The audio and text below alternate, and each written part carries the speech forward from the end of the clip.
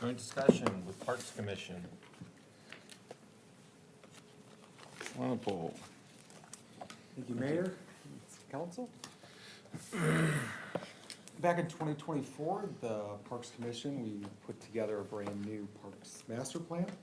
Part of that Parks Master Plan, one of the first items on the agenda there was to seek and add a Parks Director position to staffing. That was part of the 2025 work plan, which was also reviewed with the Parks Commission as well as City Council in January 2025. The issue before us tonight for discussion, we do have all members besides one of our Parks Commission here tonight. Does the City Council support the need for the Parks Director position for the City of Lake Elmo? Did meet with the Parks Commission on several occasions where to discuss what type of level of service the city would like to see or what we're lacking in our Parks Division. We put together 6 things that they felt our Parks Department is lacking at this time. One was recreational programming. The second was increased community engagement. Third was securing funding, exploring additional funding resources for the Parks Department. Creating a long-range strategic plan, coordinating and developing and implementing a trail network, greater network within our community, and environmental stewardship. So for the discussion tonight, we're looking for direction on what type of level of service does the community expect, and what type of services the City Council support as well.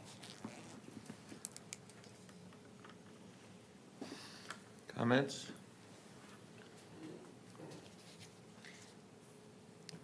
I would be curious from the commissioners, in terms of these 6, do you see them as being pretty equal, some weighted more than others, some different in terms of time frame? Because there's different ways that we can ingest this, and when it comes to implementation and rolling out, I'm just curious as to your thoughts on that. Any and all. I don't think that we really discussed priority there. Good question, though. I mean, I think that a lot of them, in my opinion, a lot of them go hand in hand, right? Like, I think that if you secure funding through various additional means, if your position is doing that, then you can do more recreational program. Then you can do more community engagement with that. Community engagement also, feeds back into more programming.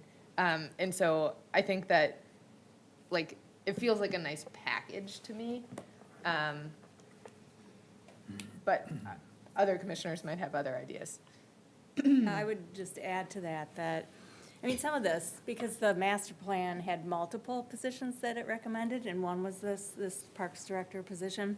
There was also a program manager, so, at some point, there will be a need probably for a lot more of that. So like the program management, recreational programming is a piece of it, but that director position, to the point of, they're not probably all equal, because you couldn't do it all at the same level at the same time. But to just that specific point, it could be just even better understanding and getting it started, and then figuring out, okay, do we need that other position down the road? So it's package, but yet probably implemented at different levels. And it's part of the strategic part, I think, is one of those bullets, is to put it all together and to come up with those priorities. There's more than enough work there, but you're right. There could be a priority scheme within all of those.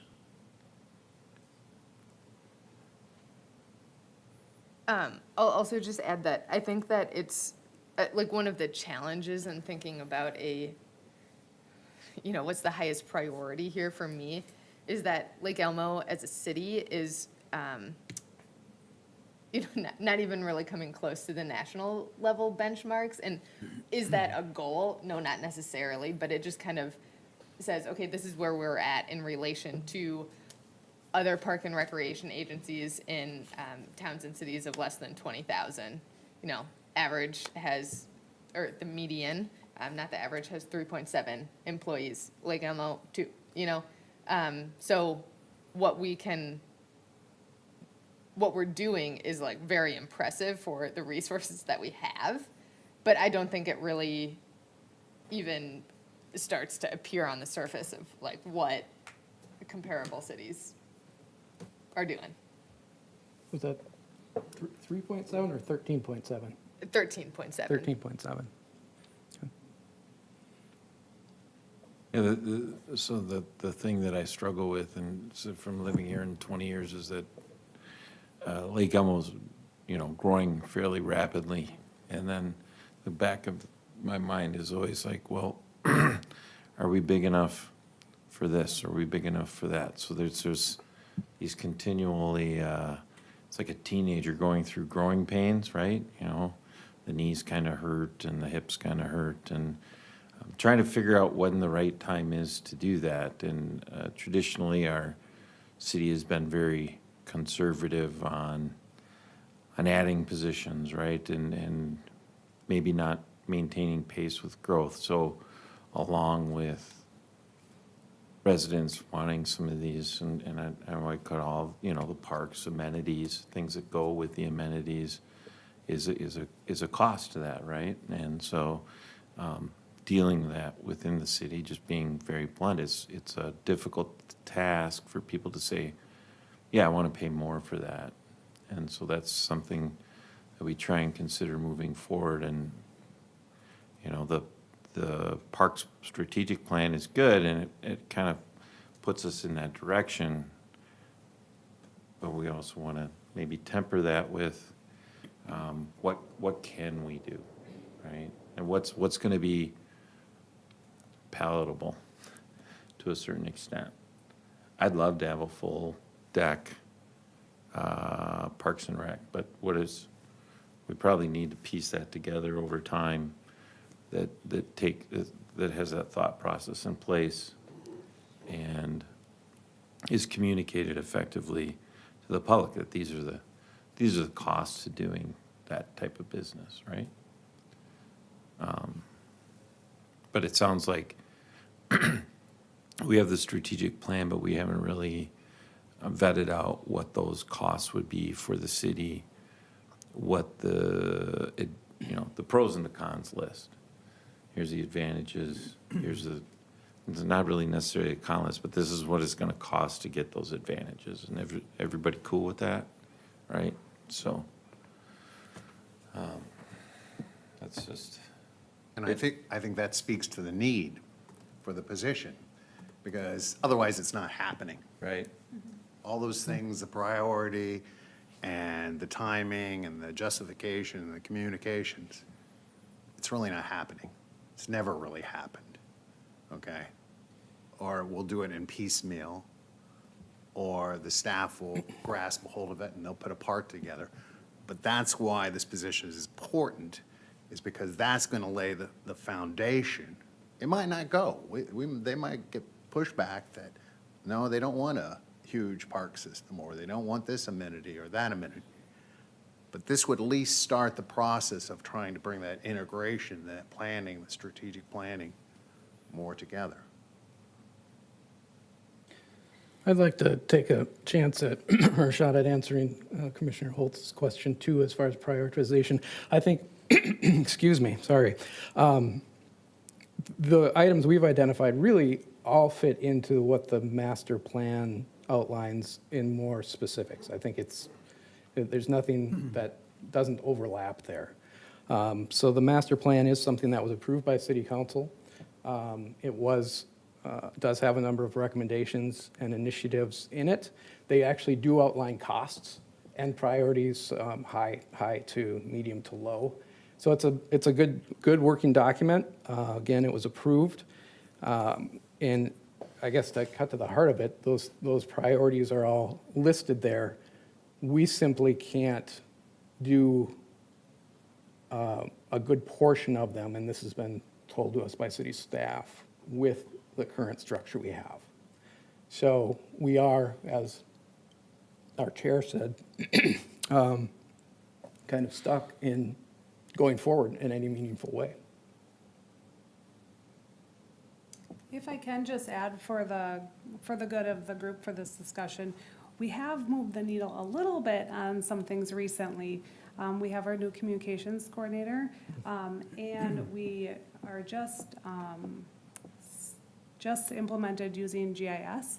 And so one of the layers is a park and trail system. So as we test it out, we'll be promoting that to the community so they can find the parks and seeing the amenities.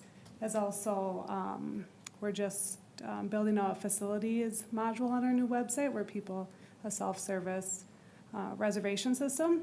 So that's something exciting. And then also, and we haven't talked a lot about this, but it's pretty neat. We have staff internally that have taken on additional tasks through our community development department. The folks that keep track of the green steps, they've also started gold leaf reporting. And so they have developed a green team, which has staff from each department, and they have a work plan. So they're focusing on some trees and water conservation as they can, in addition to their regular job. So just want to throw that out there because not everyone knows that. Thank you. So I'm just, with the document here, is the thought that is if we add additional staff, those 6 bullet points, that's where the commission kind of feels maybe we're struggling. And if we add that position, having that person that's leading it, responsible for it, available for it, has the capacity to do it, that those improve. Is that what I'm looking at? Is your thought process with this? The simple answer is correct. Yeah. So then I guess maybe just for me too, like, if you could kind of just talk through them, like that first one, like recreational programming, develop community recreational education program for kids. I guess just kind of talking through, maybe, you know, what it is that you're hoping, how did it get boiled down to that, right? What is it that you want to see, some examples, and maybe kind of helping me understand as far as like with that additional staff, how do we work towards that? Or if there's a different bullet point that you think, you know, speaks more loudly to that, you know, happy to hear that. I think for me, that'd be helpful just to kind of better understand how those two play together.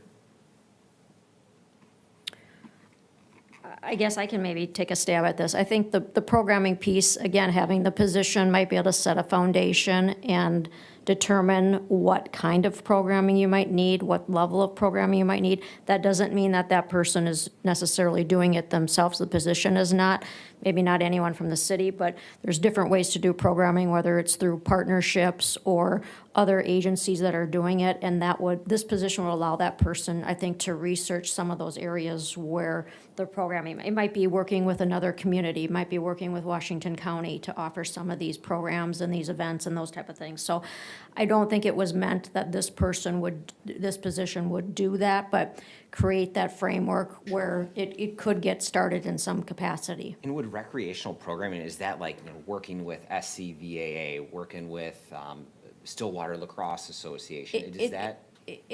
In my mind, it could be, it's not just youth athletics. It could be, again, we talked about, you know, adults and seniors. We have all these wonderful parks.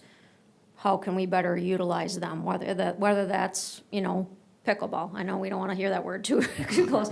But whether it's pickleball, whether it's a senior program, whether it's working with, like I said, the county doing fishing or things like that, that I think kind of a wide scan of that. And maybe we find that there's areas where we don't need to cover because it's being done in some other capacity, whether through community education.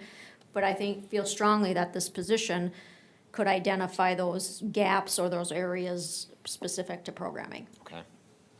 So it could be working with the continuing community education program. It could be working with other communities in the area. It could be working with, The county does a lot of yeah, the programming. county and using our Yeah, parks. it's for not those. meant that the city of Lake Elmo is gonna have some, now maybe 5-10 years from now, that's needed.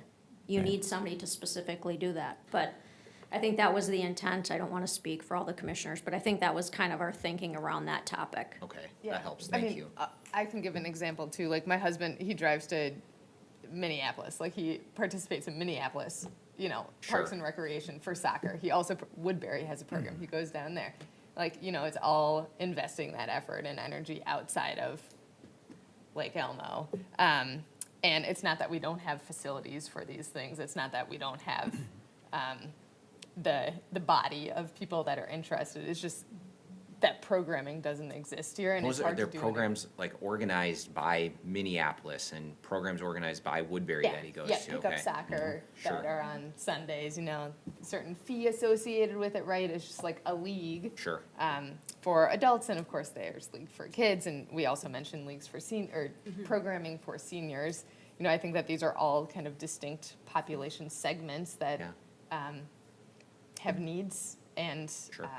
we have space, but no cohesion really. Yeah. Of It's an interesting one, because I've been to other cities too, where I feel like it's kind of the opposite, right? It's all privately organized, organizations. I was just in Washington DC, and all over the entire Washington Monument Park, it was all these different sports going on, organized by a different company.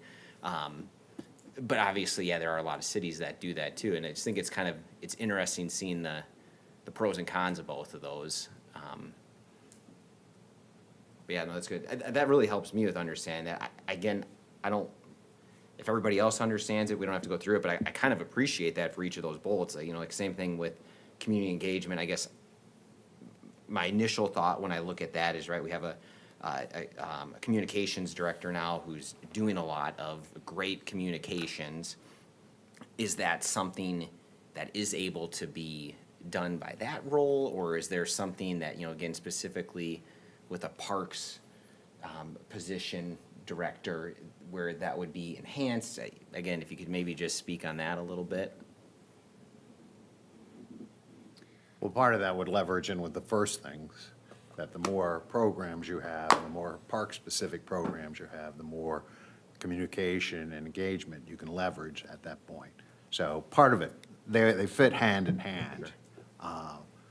But, yeah, there's a good level of communication that goes out, but about a year ago, we had a board member who was under 30. In fact, I think he was under 20.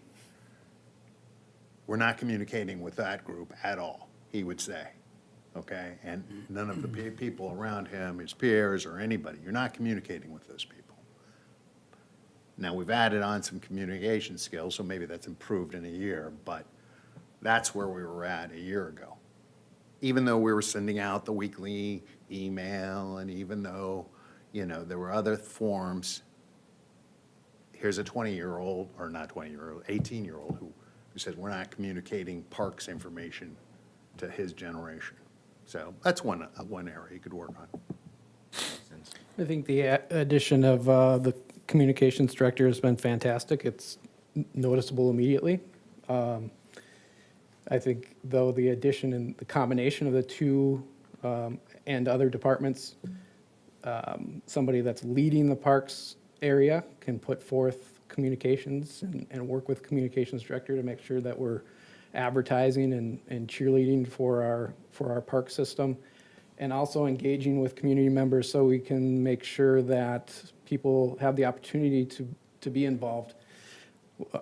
Again, we'll try not to mention it too much, but pickleball is a good example of, that age-old, our residents saying, we never heard a thing about this, which is not completely true. We don't have to go down that too much, but having a communications director is going to help that, but having a park director working with communications about what's happening within our park system, what our potential plans are, what the implementation might be, in coordination with that can only enhance the city and enhance things for our residents.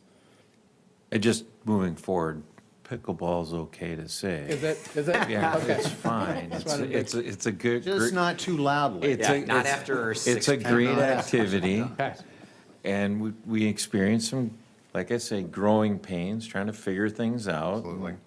I think we're in that process, right? So it's all right. Good. To add on to that, one thing that as a commission we've seen, at least as long as I've been a commissioner, is a couple times a year, we get a donation. Someone wants to donate a bench or make another type of donation, and it's always really nice to hear how the parks have impacted people in such a way that they want to give back in that way. And we have this feeling as a commission that the like desire to have a bench or something like that is more widespread in the community, but coordinating that, facilitating that, letting people know that donations are that's an opportunity that people have is not, that's a very low priority right now, but there could be a lot of potential there.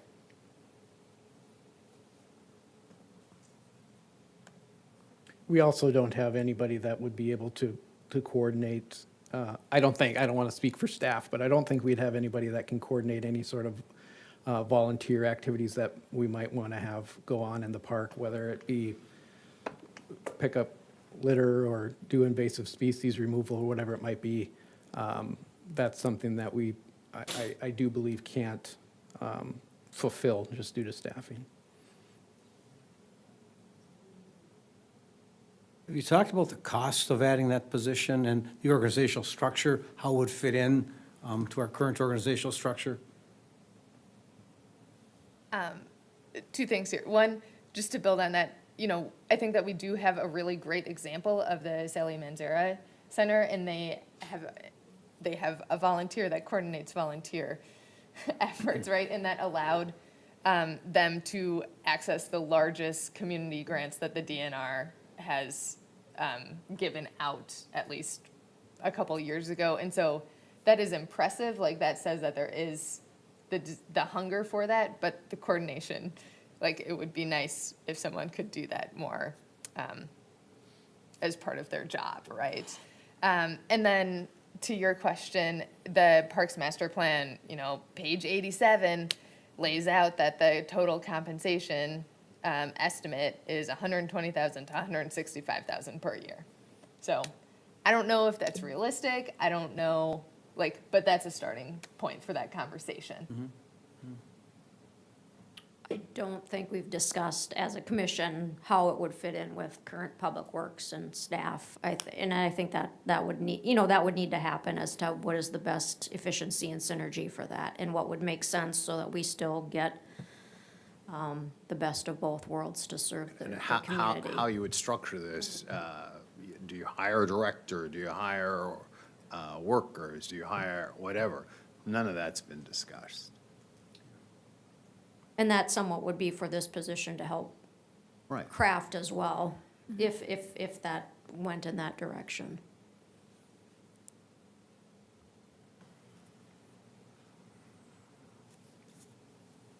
Well, and I can clarify, the root of my question was more so because the Parks Master Plan does have high, medium, low. We have cost estimates, but they're not vetted. They're from professionals in the field who gave their best guess. But in the case of, I'll use an example, the connecting of trail networks, that itself is an item here, but even within the Parks Master Plan, that's separated by connections that are low, medium, and high, and the low ones are 8 years out. Whereas recreational programming itself, that's where I was kind of getting, where would we see, and maybe this is, the aspect of needing an additional parks managerial level position to help with now the implementation plan. If we're having a conversation about, say, recreational programming, and we're gonna say that is a responsibility of the city, and we're not going to go with a model where it's volunteer-based, that does compete with the interest of funding for connections. It does. And so that's the root of my question, because I think we all are aware these will compete against each other. So I just want to have a better understanding as to, and same thing with environmental stewardship or the community engagement piece. Obviously, we all agree it's fantastic having communication staff on board. We also have one. We don't have 8. We do not want her to be literally having piles and piles of requests because we've built them up over the last couple of years. That's not fair to her. It's great job security.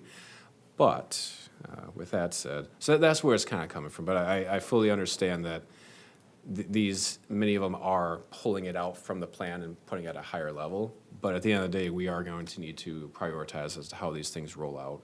And maybe that is then a function then for having that conversation of a parks managerial level staffer. I just don't want it to be the same thing of, oh, now we have this, here's the 1,000 tasks that you have, and make it unrealistic either, because we can't do, that's not fair to our staff either. If I were to name one on our list, I would put it at funding opportunities. I think we have it listed maybe as grant opportunities. I'd make it a little more broad. The master plan has in the appendix 2 full pages of funding opportunities outside of just regular tax-based, grant-based funding opportunities. From my perspective, and that's just mine, I'm not speaking for our whole body here, but that would be a significant portion of the time for any new staff member that's coming on for parks is to secure funding. So we could maybe get a grant to do, have a recreations personnel that could start that work. That could get funding for trails. That could get well, the funding opportunities are there. We all know they're hard to get, but you can't get them unless you got somebody dedicated to going after them. And so, again, I don't even know if I might even put it at 50% of their job.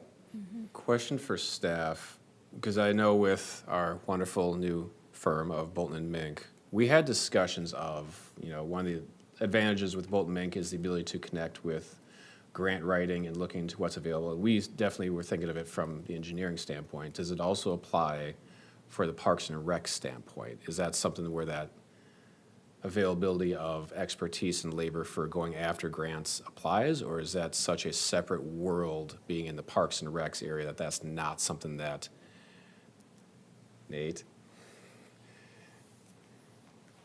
Good evening. So my experience has primarily been with the transportation side in chasing grants. I know that we have pursued grants for clients in recreational opportunities in the past. I'd like to be able to get a little more information though, if I'm gonna provide more specifics to the council and get back to you on that. Because I think a prime example then is the connectivity piece, since that's very roadway oriented. It's the right-of-way issues, like it's transportation plan, but yeah, totally understandable. Yep. Trails typically fall under the transportation, it's bleeds into both areas, and so we look at them from a transportation perspective when we go for grant funding, but I will definitely follow up with the council. Thank you, sir.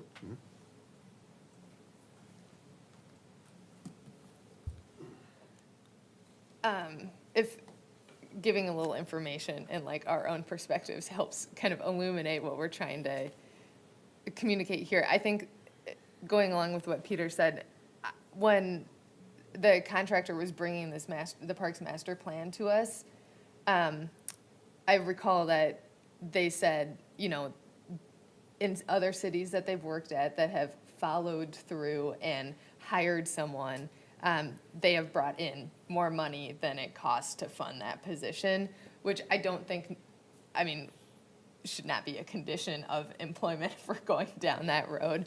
But just kind of, I was surprised to hear that, but when you think about it, it's probably not actually that surprising. And I think overall what we're trying to say as a commission is we feel that the parks and recreation in the city could be poised to kind of go to that next level, right? We've got this master plan in place that just happened.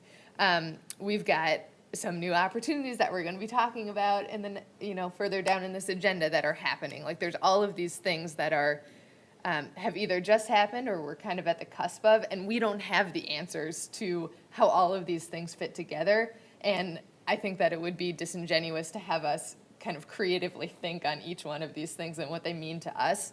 But overarching, in this broad perspective, it seemed to us all that there was enough there that we, you know, Adam helped us prioritize that and bring this to you as an agenda item. And the specifics and semantics of things, you know, there's a lot of material to draw on in that master plan, in what other communities are doing, and Lake Elmo does not have to do exactly what other communities are doing. That would be silly. But that's just kind of what we're saying here, I think. Thank you for that. Because the topic is, you know, level of services. Are there things from your perspectives where we're providing services and they're not being used? Where maybe we have an opportunity to recalibrate? Where we're providing certain things and, you know what, times have changed and we need to adapt? Again, the answer is yes. One of the things I would go to is resources. We have a lot of underutilized resources. And so there's potential out there, okay?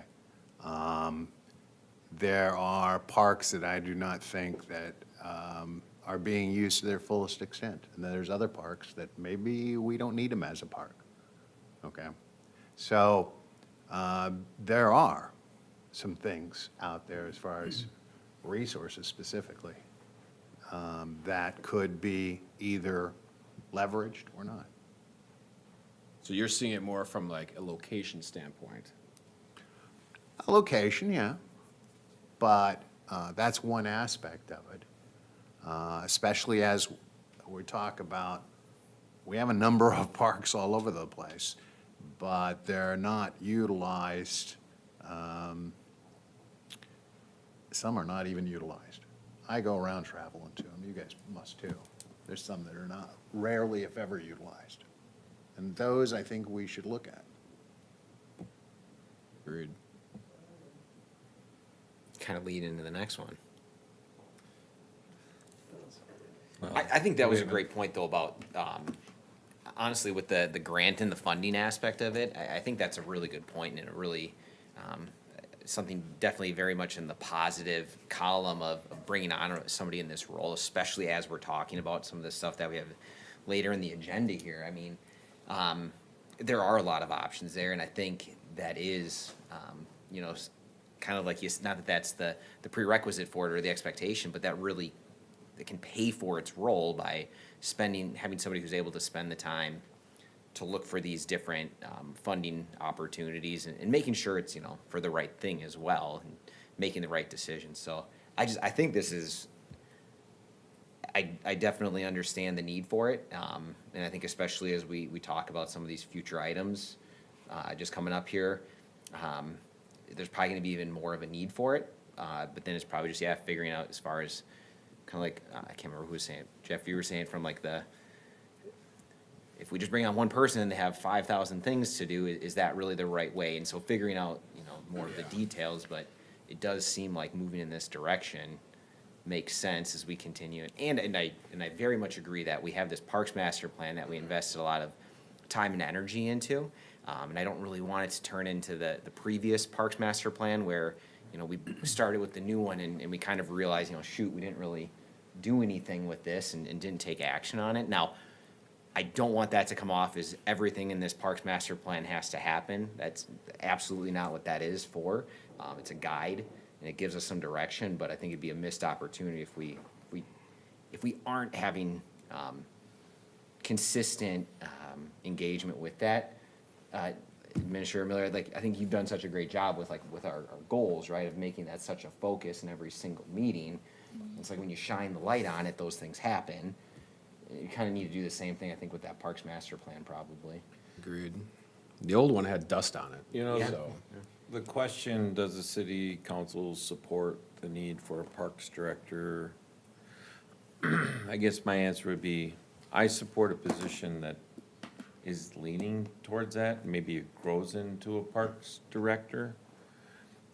And I'm just thinking operationally, how we are with our public works department and how we have with our communications. Maybe it's, don't shoot the messenger here, but maybe it's like parks coordinator or something like that to start off with. And then when you grow the program and you get something and the city grows, and you have more resources to put towards that, then it maybe becomes a director position and you know, you're doing more with that.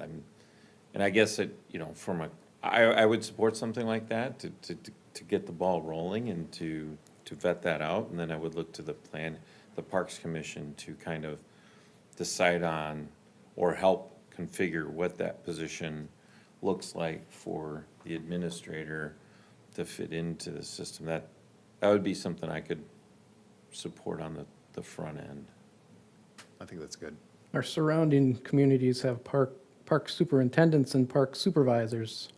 as well Right, as you know, something along that lines where we can maybe get the ball rolling with somebody that's invested in finding some of these other resources to help the city out and program things for the, you know, vast majority of residents, whether they're aging or younger, and work with other communities and some of those funding resources, like you mentioned, at the back of the appendix there, and research some of those and maybe get us on the page of, you know, using some of those for the city. I mean, that's just my thought. I think that makes a lot of sense. I think it's a good place to start. And maybe, you know, at that point, you still need to prioritize what that role would be focusing on of these 6 bullet points. Not that, that doesn't mean they do all of them, but, you know, Oh, no, still all of give a them. little more. And then 10 And then more. some, yeah. So, Adam, your parks, the portion of your job that is dedicated supposedly to parks is 40, a quarter, is that correct, 25%? Yeah, you could say that. Okay, so that means if we went with your suggestion, Mayor, so it would be someone with twice the amount of time in parks. And I don't know, I don't want to put you on the spot, Adam, but it seems to me that 50% more is really not a whole lot. If we're hoping for that person to look into grants and looking at other things, it doesn't seem like 20 hours a week is really much time. No, that would be their full-time gig. The thing operationally we stand into is, we have a public works director, and the people that take care of the Parks and Rec are all the public works employees, right? And a lot of times in these, I'll say them, larger cities than us, when they have a parks director, they have their own staff that take care of all the parks and those things. So what I'm looking at is somebody that would be geared, maybe that takes the yoke off of Adam's back, and they carry the full load of that. I guess that's what I'm suggesting. Oh, I misunderstood you. Not just a part-time person, but like, I don't know that we're at a point where a director is the correct terminology. So start the ball rolling with a park supervisor or coordinator, or, you know, that was my thought. Yeah, go ahead. An alternative thought is, you know, I understand that for government positions, especially if you're adding a full-time staff, it's really important to know the sustainability of being able to fund that position is there. I work in state government, and what we do a lot of is temporary work out of classes or term positions, and that might be another way to think about if there is some room where we can pay to play a little bit in here, you know, what's the most efficient and smart use of that for the time you have? Maybe it's, yeah, starting small and seeing if there's a need to ramp up. Maybe it's going in big for a limited time as a trial basis and then seeing what's next. You know, I think we're in this phase where, I feel like the commission feels like the city is kind of poised here, and now there's a decision, do we do something? Yes or no? And if yes, I think that there's a number of creative ways that could look. This is just a kind of a starting point for us to have this discussion, which we appreciate. Well, I would wager most of the people in this entire room are probably of the understanding that an additional position is needed. Like that, it's in the Parks Master Plan. We all understand the constraints that staff are under. We all understand the services that need to be added to keep up with demands of constituents. So I appreciate, I work for the state as well. I have not done a working out class lately, but I do recall the joys of that. I think, there's gonna be some point down the road where I'm not even gonna guess what year, where Parks is a separate unit and has its own staff. Like, that is the norm, but who knows when that is? What is the level of, our tax base that's needed for that? What's the level of population? I do not know. Whether it's, again, titles can be determined later on. I think a more important question is the structure within the division itself, the department, how it's structured and what the responsibilities are, I think is probably the primary question. Whether it's called a program manager, a coordinator, an assistant director. Words are words, but it's about the job duties that determines how it's classed and what the compensation is and what the workload is. So I think that's the priority. Do they then have their own team? I would be curious for staff's thoughts as well. I mean, you guys have been thinking about this. Like, what are your thoughts as to how, when a position is added, how are you thinking about the organization being structured? Like, what are the options that you've thought of at 6 in the morning when drinking coffee? I'll lightly talk about it, but one of the things that was one of our major discussion points is like, who is that person gonna supervise? A lot of times when you have those titles, there is a number of people underneath them, right? And so putting that position out there just wouldn't make sense if you don't have the staff underneath them to support or to direct, right? To make that parks that much better. So, I know in our last meeting, we did talk about the rough tellus report, that does, they mentioned that in there as well. So, again, going back to your conversation is just, how do we structure that? I don't know if it's been really laid out, but it's definitely been in discussion, like you said, in our coffee meeting, so. I think you hit on, partly on the head there, Jeff, was figuring out the responsibilities of that position. Once you do that, then you know how it fits in and where it should go.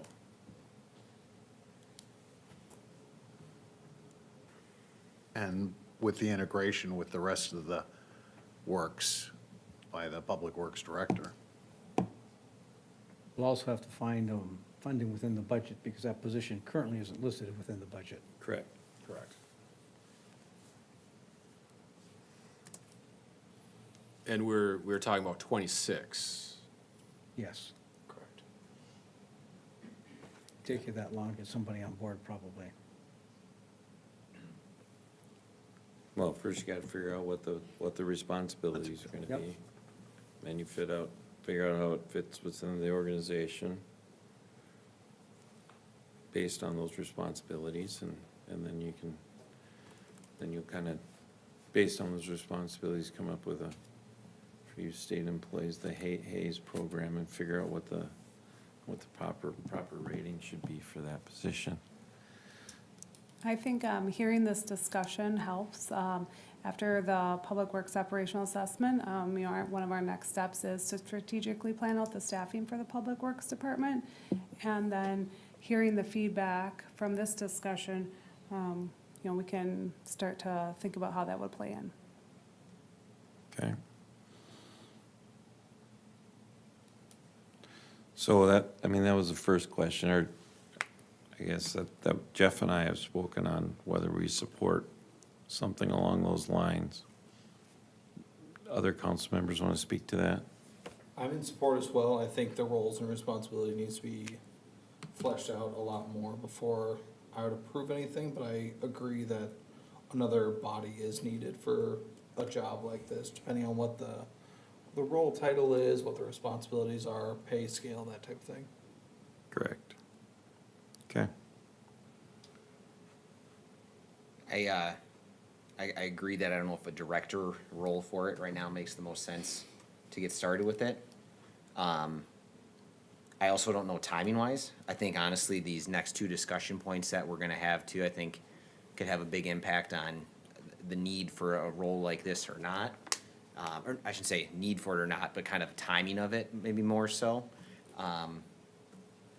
But yeah, I think in favor of, to make sure the Parks Master Plan is being implemented and that the park system is improving. I think it makes sense. I think it's just figuring out the timing and I guess I would lean more towards, yeah, probably more of a coordinator role or a, but not a director maybe to get started. More of the, not the dive in the deep end version of what you were saying. Anything, Nick, council member? Well, I think we have the plan done. It points out the need for the position, and I think we're going down the right road with it. We have some more discussion this evening about how that's going to fit into our plan for 2026, which is going to be fairly integral to getting this done. But I think there's a need for it, and as we grow and develop as a community and become more diverse in our services, having, proper people to guide them and make sure that we're getting the biggest bang for our buck. And listening to our residents is an important piece that we need to have. So, just in the interest of time, with 50 minutes on that, I'd like to move to the next topic, if we've answered the question sufficiently enough for y'all.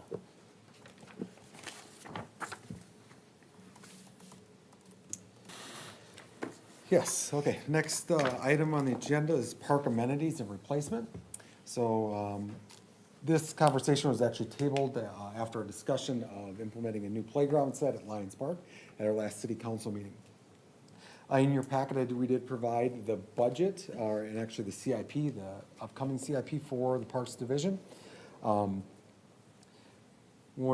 the issue, I think, for the discussion would be is, does the city council support the need for continuing to replace amenities, including neighborhood playground sets that was set by the Parks Commission? So we do have 14 playground sets throughout the community in over 20 plus parks. We initially set a buffer of about $150,000 for those park replacements, and those normally last about 20 to 25 years. Also in our CIP is a number of shelters. We listed those over the next 5 years. Those are we don't have an actual placement holder for them, but we have discussed in many of our meetings of our parks where they would be and if they would qualify for it. So I think we'll open that up for discussion of, what the city council would like the Parks Commission to start looking at in the future, and the ultimate goal of being fiscally responsible with their funds that we do have in hand. So the discussion from last Tuesday was presented by Councilmember Holtz, and we agreed that, and I think it, in part to, is it Commissioner Holzer? What was that? Did I pronounce that right? Holscher, yeah. Holscher. Yeah. Your comment about, are these parks really being used, right? So we have, when developments were coming in, right, every development had its own park.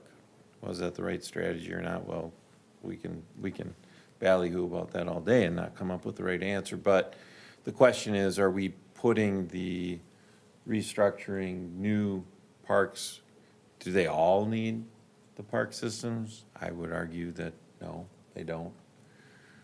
So more of a focus on where they're important to be, fiscally responsible for the city on this turnaround.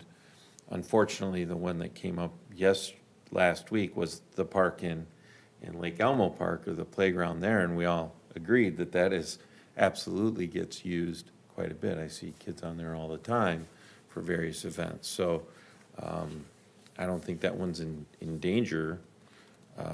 But I think that just got us into the discussion point. Maybe we should be a little more, I don't know if strategic's really the word, at where we're replacing playground equipment. Because it is a significant cost to replace those, and, it's gonna come up every 20 years. I think that was And that's kind part of the discussion. problem for the last few years, is there was a long period of time before me when there wasn't reinvestment in this stuff. So we have been, they provided a matrix of the 20 years, and guess what? They all kind of dump into a small time frame. Yep. Okay? So a lot of these replacements were part of safety, okay? Now, there was the right answer for safety, but maybe not the right answer for the system as a whole. I would agree with that. That's Okay. kind of the point I think that the council was thinking about. I don't want to speak for everybody here, but it kind of came up that way. And maybe we'd like to, a little better look at that as we look at the CIP in the future is, do they all need to be replaced? Are they the right ones? You know, I would argue that sometimes just putting in these local parks in these small places kind of keeps community from being part of the larger community. You got a micro community, you know, but people don't tend to travel outside of their development to go to another park if they got a park right there, so. But you also want that accessible. It's a yin and yang, right? So. Well, we don't have the interconnectivity of trails that would facilitate something like that, so that's Sure. another part of it that would fit. But the saved funds from that could really be used for it, right? And I think that's kind of, Possibility, yeah. for me, I think the two big factors is, one, the financial side of it, right? I mean, if we're replacing playgrounds every 20, 25 years with 14 playgrounds, soon to be 15, I mean, we're looking at every year and a half replacing a playground at that rate, right? And that's $200,000 to $300,000 every year and a half to 2 years, where if that's the need, then, you know, great, like that it's a good investment. But the second piece of it is it the best use of all the parks that we have, right? And you know, like in the master plan, it talks about having it's about a park, not necessarily a playground, but having a park within a 1/2 to 3/4 mile radius of throughout the whole city. And again, is that possible? You know, maybe not, but, you know, just even looking at that, like, not even looking at parks that just have playgrounds. I mean, we're far exceeding that in several areas. And so it kind of, it becomes okay, yeah, there's the financial side of it, you know, can we cut this down? So from the financial side, we can save some of this. But then it also becomes well, what if we use some of these parks for some of the other needs that we have, right? Like there's the desire for a disc golf, there's the desire for the fitness center park, there's the desire for a skate park. And not saying that any of these are right or wrong, but maybe some of these parks would be better utilized for those situations. So, you know, as their 25 to 30 year lifespan comes up, instead of replacing it, do we look at, you know, instead of a $300,000 playground, do we look at doing the $25,000 disc golf, right? Is it actually a better option that's gonna get used more? We're not gonna put a pickleball court there, probably. But again, is there other options for what we use these parks for? And then to the comment, you know, about the trails, right? Like, if we're saving, instead of every year and a half, it's every 3.5 to 4 years that we're reinvesting in a playground. Well, I mean, that's nearly $1 million over that time of 2.5 to 3 years that we can invest in other parks options, right? And I think, so for me, it's kind of like a twofold. I think at the city council meeting, I made a comment that didn't really, I thought about it, and, you know, I've driven around and seen a lot of the playgrounds not being used by kids, and so I'm not saying that, like, there isn't a need for playgrounds. It's just, I think maybe what kids are using parks for and how they use parks is different. Again, that doesn't mean they don't use the playgrounds, they use them. I see that more so now there's a lot of use of the trails, right, to get from place to place. I'd say more so by adults probably. And then from the youth perspective, I really see that it's become more of a, you know, the kids aren't biking to the playground with their friend anymore. It's their parents are dropping them off for a coordinated activity. Flag football, soccer, lacrosse, hockey, whatever it might be. And, you know, as much as I wish kids would go use the playgrounds more, I just feel like maybe the use of the parks is changing. And I think trying to serve that versus fight against it also makes sense to me. I think part of this coordinator's position could be to do that, exactly that for us. We have a lot of parks, and what do we really need for parks? What equipment do they need that makes a smart investment? And we're not replacing playground equipment for $300,000 that hardly anybody's using. So making those investments smart. And if we do that, then we would have more funds available to put the connecting trails in. We have about $5 million here in the CIP. the Park Dedication Fund had about $3 million at the end of 2024, and we have our, proposed $100,000 park CIP levy in our 26 budget, and we have more park dedication funds. So I don't think funding is going to be so much of an issue, given, unless growth stops altogether. But using that money smartly and targeting those investments where we'll get the most return for them and get their, their highest use. I agree with that. The challenge is going to be, again, the way we grew this thing, is even though there's a park and it's not being used, the neighbors are very connected to that park. So just not supporting it or changing the layout, there's going to have to be a lot of community communications. There's going to have to be a lot of work supporting those kind of decisions. Probably the right decision, but each of those communities, just because we put them out in these little areas, are going to be attracted to that. Yeah, I think that's gonna be a big challenge. I agree. And I think that's where, hopefully we can get community involvement too, around that time of, this is the cost, this is why this city's going in this direction, how else could this park be used? How else would this community like to see it be used, And go in a logical, we'll make a centralized park, and it'll have all these great amenities, and there'll be these trails, so you won't have to go to your park that's very small. It'll have all this stuff. Correct. There's an argument there. We have that situation in the Royal Club. We have a tot lot over in Phase 2. It was in the development agreement with the city. Do you know how many children live in Phase 1 and Phase 2? There's 4 in all of Phase 2, and there might be 2 in all of Phase 1. And so the park sits there empty 99 and 100% of the time. The communication among the residents is, we should take the tot lot out and put in a resource that people will use, like a picnic shelter, something along that line. It's starting to buzz fairly actively. My point being, where we have these neighborhood parks, if we work with the residents and say, how often do you see use, how often do you use, and what would make it better for you as a neighborhood, what amenities would make that something you would enjoy and share, I think we can make it work as a communication thing, but it does take time. And again, this is something a coordinator would be able to do effectively. And we making smart investments that would actually improve the park from the neighborhood's perspective, because it make it more usable.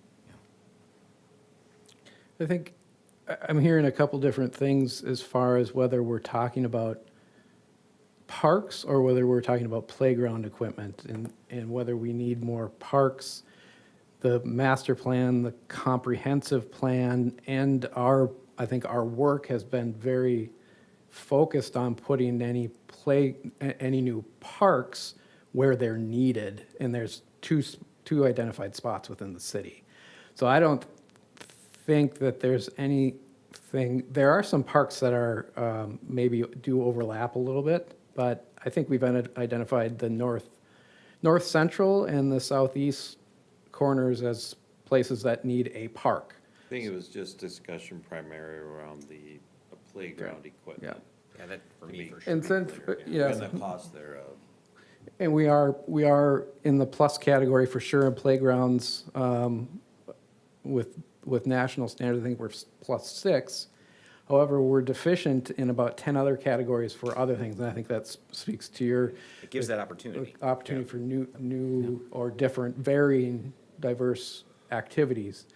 And I think the important point I'd like to make is those still cost money. So when I hear, well, we have to figure out how much we're going to spend and whether this is a good spending use of money, investing in our parks is definitely a good use of money. It is how we spend it. I think the master plan does also call for a playground in every park, which I think we've all recognized. Again, we're +6. We've recognized that the focus would be on those deficient areas. From there, it does kind of circle back to the need for somebody that's coordinating this. I know that the discussion did start with the Lions Park. Currently in that master plan, it does call for developing a long-range plan for Lions Park, a comprehensive plan. We simply don't have the ability for staff to do that, so we've focused on the playground. Is that the right decision? That's a well-used park, and $300,000 is, that's for that park. Most of these parks, Clyce Park was 125 or 100, so not nearly that, and I just want to clarify that point. We're not spending $300,000 for every park that we update. And again, to Hank's point, we're updating them because they haven't been updated for a number of years, and part of a coordinator could also develop a maintenance plan, a better maintenance plan than we had for some of these playgrounds. And if this didn't get approved for Lions Park to get a new playground, let's say, what would happen with that park? Because it's, in your opinion, is it safe to use right now, Adam? So currently, yes, it's safe to use at this point. There is a number of maintenance items that we have done with it in the past, but we have seen that it is shifting due to the frost spoil, so it wouldn't be a matter of time before it was just removed. When would it be removed, do you think? Probably within the next year or two. Okay. So that's something we have to think about too, is does the council want to completely remove one of the top used playgrounds in the city? Would you consider that a highly used playground set? The Lions one? Yeah. Yes. Okay. I think, sorry, go ahead. Oh, I was gonna say, yeah, I mean, that question right there is what I've been is what I was thinking when I saw this in the, packet, is, I think we've been we've been finding ourselves in this situation as a commission where it's like, okay, this has been out there for 20 years, 25 years, being used, being exposed to elements, it's getting weathered, maybe some slides have been removed. We saw that at Pebble Park already, where Public Works had needed to remove some aspects to keep it safe. We go out there, we inspect it, or, we're asked to go look at it. Sure, you see things rusting, you see, pieces getting worn, you see the change in elevation that's happened. And we've always asked I guess, speaking for myself, I've come from the position of, okay, we're in this position where something needs to be done here. What are we doing? Okay, well, do we want to replace it? I don't know, but this is the option we have. And the other option, right, is to remove it. So still to spend some money to remove it. But I think that asking that question, is it safe? Maybe that can come first. And oftentimes the answer is no, right? Something needs to be done. But to figure out what's going to go there next, maybe that's the second question. Maybe the question is, how do we get this removed? And then if we replace it with something, what does that look like, is that second question, right? Yeah. Part of the hard part with this was the council has had a years-long discussion, and you're well aware about, do we start to shift towards larger, more centralized, less number of playgrounds, that in the long term you get more bang for the buck. You have one or two really large ones and less of your $150,000 to $200,000 ones? Or do we continue to do your 130, your 150, 200 everywhere? And it just happened that this was the time when Lions is up. We are all aware it is heavily used. But part of our discussion was actually, should it be larger? Should this be the place where we start to focus on a centralized, it's not the right word, supersized playground, as we start to maybe have fewer playgrounds elsewhere, to have it more of a gathering place, to have it more of a centralized, that's the playground. And that's, I think, I don't want to speak out of turn, but I think that's where where Councilmember Hearn was coming from, that's where I was coming from. Not to not replace Lions, but is this the time now where we start the shift and focus in this direction? Because in the long term, that is a cost savings by having fewer but larger ones. And the disc golf is an interesting one. And as you start to say that, disc golf, 25 to 35,000. O&M on that is far less, even for a small playground in comparison. So I think long-term wise, what are options to make sure that we have opportunities for kids? And we have it split up by age groups as well in the plan, that they still have those opportunities. Is a playground the only option? If it is, thank you, but I'll be honest, I can only speak for my experience and those of neighbors. Playgrounds is not their thing. It is for others, but it's not for everyone. And so I want to be cognizant of that as well. We do have it in there. Yes, we should have a park within 10 to 15 minutes of walking distance. Absolutely.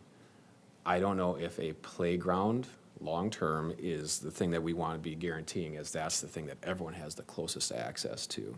I think times do change. Should we have some sort of community outreach like you had at the Lake Elmo Night Out about what the community thinks should go into Lions Park, whether it's playground or disc golf or a skate park, that type of thing? Yeah, we potentially could. Currently, right now, we are in that process for Ridge Park. We sent out a community survey to 3 communities out there, just for the potential of that one over the next few years as well. So it's potential. Maybe just like, in looking at the map right now of our parks with playgrounds, if we look at the areas where there's multiple parks with playgrounds, specifically talking here, if we're looking at, the playground side of it, and we're looking at that, we need a park within a half to 3/4 of a mile, we can reduce from what we have right now, 14 down to 7, where we're still keeping with the parks that are there, where you're not overlapping parks within a half to 3/4 of a mile. I obviously think that needs to jump up to 8. We need the Limerick Village Park or something in the south east corner. As that develops, that's obviously a need, because they're not going to be served down there unless we put something there. But I guess from my perspective is I do think I would like to see us move towards reducing the playgrounds down to a number that's closer to that 7, or at least following kind of with that in that the half mile to 3/4 mile radius, as parks come up for a need for repair replacement, which, like you said, we haven't done it, so now this is why it's come up, right? It's on the CIP for the next 7 years. We have a playground replacement, and let's make that decision now, so instead of spending $150,000 every single year on a playground that, maybe there's a better use for it there. I think now is just the right time to start heading in that direction. And, like when I look through it, I feel like Lions Park, there's Reed Park, there's Pilot Park, they're all within that half mile to 3/4 mile radius. Lions Park is definitely, it's a central location, it's the old village area. I think Reed Park could be served really well with like a fitness park or something else like that. They have the nice running trails there. Disc golf could be there. I've seen that done where they use the woods really nicely for disc golf. I think there's so many opportunities where we could use some of these other parks for other opportunities that we are lacking on. We're doing very well for playgrounds, and it's a short bike or short walk from Reed Park to Lions Park. There's okay trail connection there. Could it be better? Sure. But this is just where I think it's trying to balance between finances, community needs, right? And also where we're lacking some of these things that the community wants. So I guess, in the memo here, it's like, staff would recommend providing the Parks Commission with direction, need of future playground replacements and the addition of future amenities within our parks, which is kind of what Councilmember Hearn went over. So I guess looking forward, when you're recommending, the basic recommendation is that we would like a little more critical thinking on, instead of there's a playground there now, we'll just replace it. Can we, I'd like to depend on the Parks Commission to do that critical thinking on, yes, that makes sense, or no, maybe we should be a little creative and do something else there. I guess that's kind of where this whole discussion. And I think it's good. I think the specified goals, 14 to 7, maybe that's not the exact numbers, but it's a direction, okay? That's helpful, okay? To do that critical thinking. So that, I think, those kind of guidance can be applied in the future going forward. And it's going to change. I mean, I have this map drawn up right now where it looks like it makes sense to me, but 7 years from now, when that playground comes up for, being up for replacement, I think that's exactly the point is, okay, well, let's look within this half mile to 3/4 mile radius. Is there another playground? Is this where we want that playground to be? Is the other one gonna be replaced 2 years from now? Does it make more sense to replace this one or that one that's a half mile down the road, right? And do we need both? Maybe we do, but, you know, I think it's trying to think about that. And it's gonna be something that comes up over the next 7 years, cause like you've mentioned, they haven't been replaced. We have multiple that are 25, going on 30 years old. You know, they're showing up now, so we gotta make a decision on them, and they're not cheap. And there's some other really good options that are cheaper that might serve the community need better. That good? Yeah. Great. So then we'll move on to Mr. Director Stopa on the sports complex, 76 acres.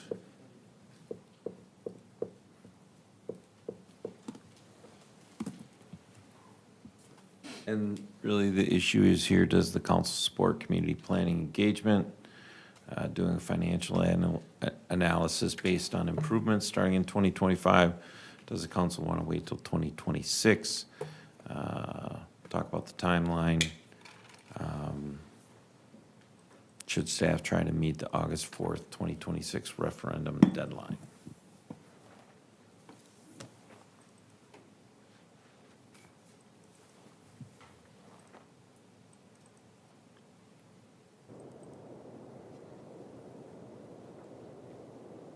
Technical difficulties? Just trying to get it set up. Just hit it with a hammer. It usually works for me.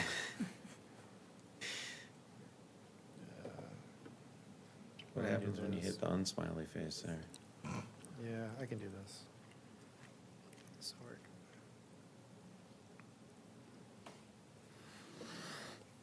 Have to sign it again? The second time. Adam, did you sabotage him?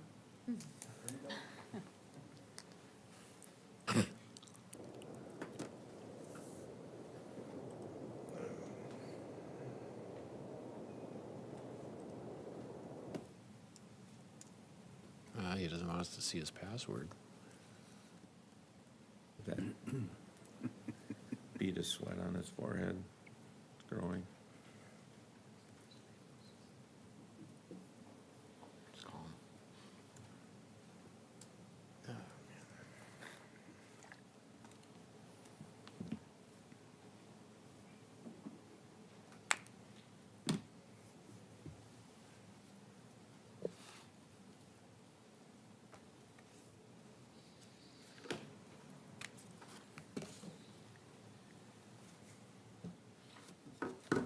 We're in. I was just about to cue up the Jeopardy music. All right, here we go. All right, so today we're talking about the sports complex, the land that was recently purchased. The city, 76 acres. Most of my work so far has been just talking to other cities and seeing what they've done to build out sports complexes. And then also the sports associations, local, and what their requests are, what their needs are, just learning more about them. So background is that the city purchased 76 acres. If anybody doesn't know, it's just south of Sunfish Lake Park. You know, we shared a timeline with the council on how we want to move forward with this. And what we really are looking at are starting the community engagement planning, financial analysis for the implementation and long-term maintenance. That's one of the things that we think is crucial, is understanding what this is going to cost the city, and then understanding what options you have that may bring in more revenue, some options that could lower expenses, and then what does this look like long-term to the city. So the issue before the council, one of the things that we talked about, just trying to understand, is we have the money budgeted for 2026. We have some set aside for 2025. You know, do we want to get started, you know, after this meeting to, you know, jump to the next steps? We want to wait till 2026. And then we initially talked about a referendum if necessary. There's a deadline in 2026, but we'll talk about that more later and kind of some of the changes that I've seen in the last several months since we started talking about this project. So I talked to the three parks directors for Lino Lakes, Woodbury, and Maple Grove, just to learn from their experiences. and to discuss resident expectations. And most of the cities, the residents wanted improved ball fields and park amenities.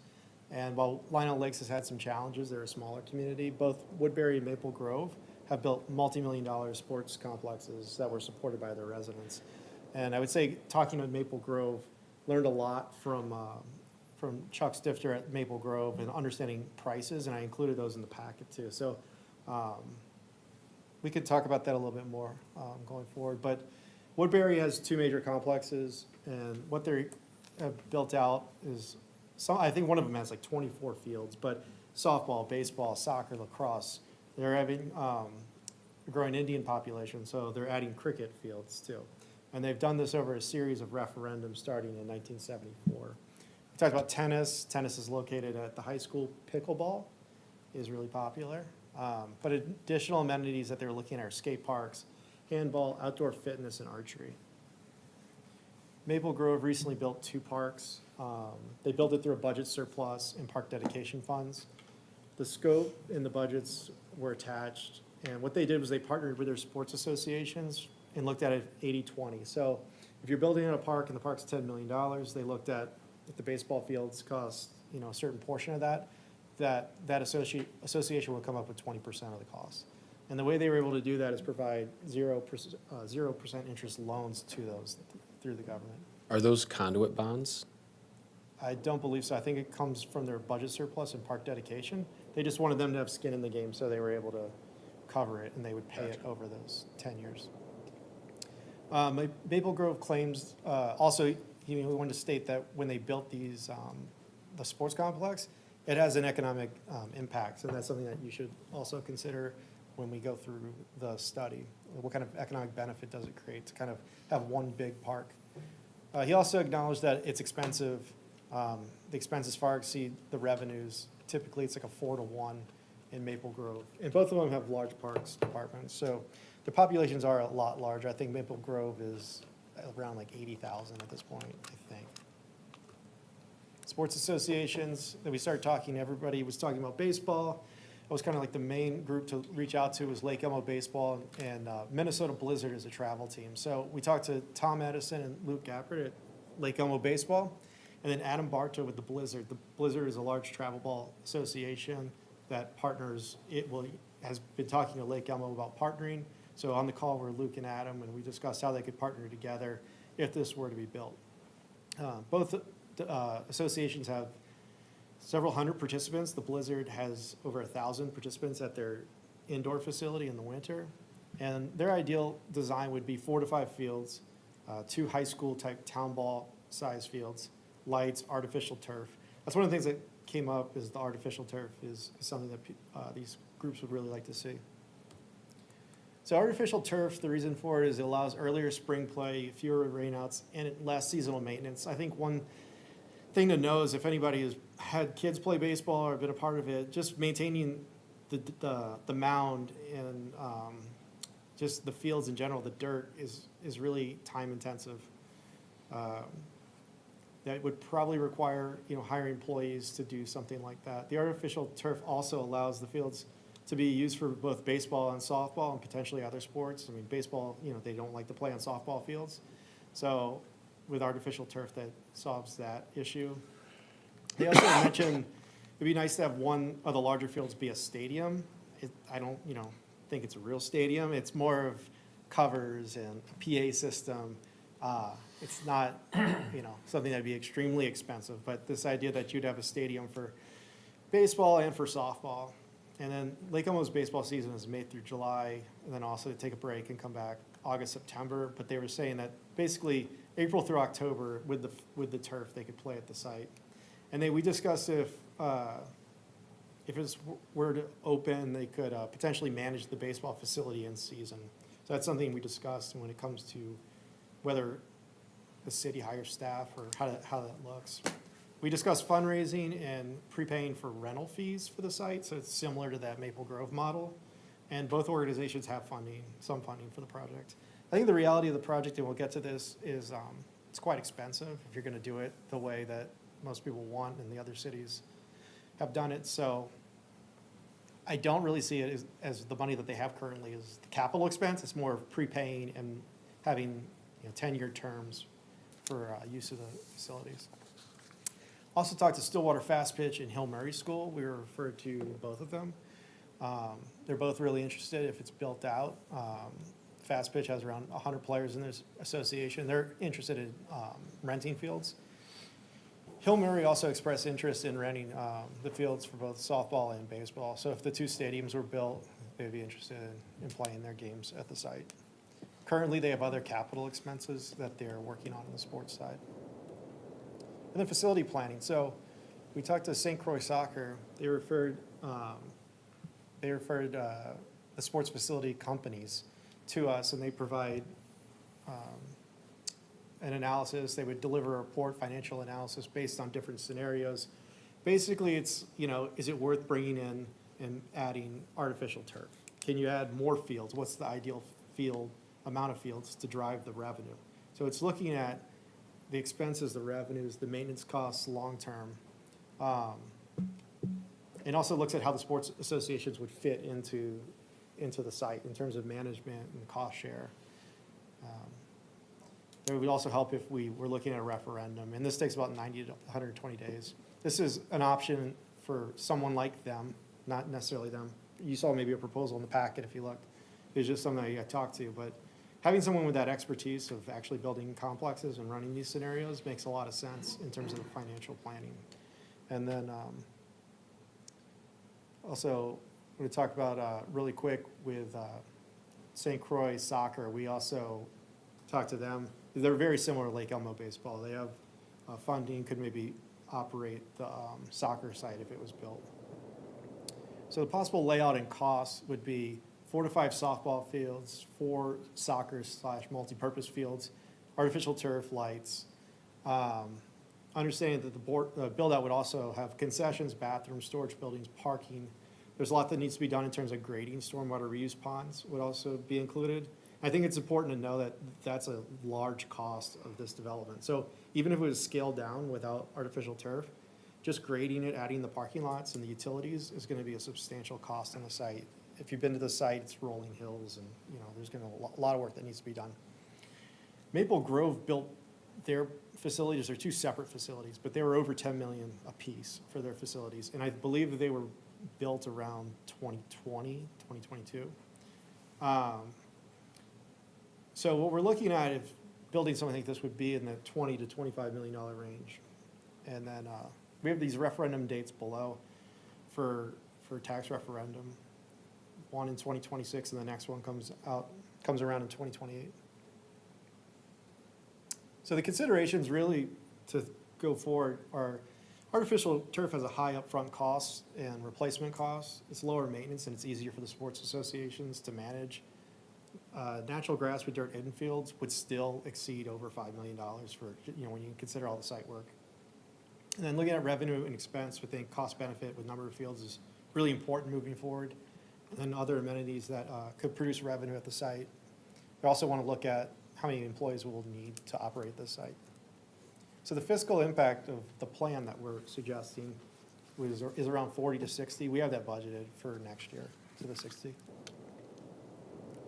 And the council input was, do we want to start it immediately? Do we want to wait till 2026? We also are working on the National Community Survey, which is budgeted for 2026, so we want to incorporate that. And then, our recommendation is just, let's wait till 2026. I don't even know if we have enough time to do everything that we should do to meet the 2026 referendum. So we're kind of looking at more of like waiting 2026. If a referendum is needed, 2028.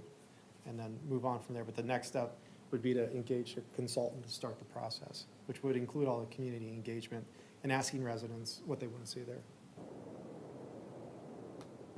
So I'm open for any questions on thoughts. Councilmember Jakusic? Yeah, I think, moving forward soon would be a good idea, but, I'm kind of concerned because we talked, when we initially were acquiring the land, well, community engagement input to determine what facilities you would actually have there. And it seems like we've come to a conclusion it's soccer and baseball and softball. What if our residents want something else? I don't know, we know what we gonna put in there until we go through the community engagement process and find out what are our residents willing to support if we have to go for a bond referendum. I think one of the things too is there's probably gonna be more land for more uses there too, so that would be included in the community engagement, along with obviously soccer and baseball if there isn't support for that. I think nice too with the soccer fields, especially like I was looking at those pictures. It looks like, I mean, it's multi-use, so it's soccer, lacrosse, football. I don't know about cricket, if that can be played on there. I do think it is, but that would be obviously the artificial turf. So was it saying that it would, the estimated cost would be around 5 million for a similar number of soccer fields, baseball, softball fields, if it was real grass versus artificial turf? The 5 million, I Yeah, think so. that's the artificial turf really is the high cost. It's very portion expensive. I where it mean, the goes for artificial 5. turf on a soccer field is about $1 million per field. Did you talk to the folks at, you know, that lead the baseball, softball, soccer about whether they wanted turf or grass? That they- So I know that turf leads to more injuries, is what they're seeing, so, So I asked that too, in terms of soccer. I know professional soccer, they like to play on grass. yeah. But I think they said they would prefer artificial turf. Because I think it just has to do with the weather and they can play year round, not year round, but they can play for more seasons. And if it rains, it dries out really quick and you can go play. And you can host tournaments and these sorts of things easier. Got it. How do we think it could be used during the winter? Does that, I mean, if it's artificial turf, can you groom a ski trail around it? I don't know. I don't have the answer to that. Don't know, okay. Cross-country skiing, maybe. Yeah,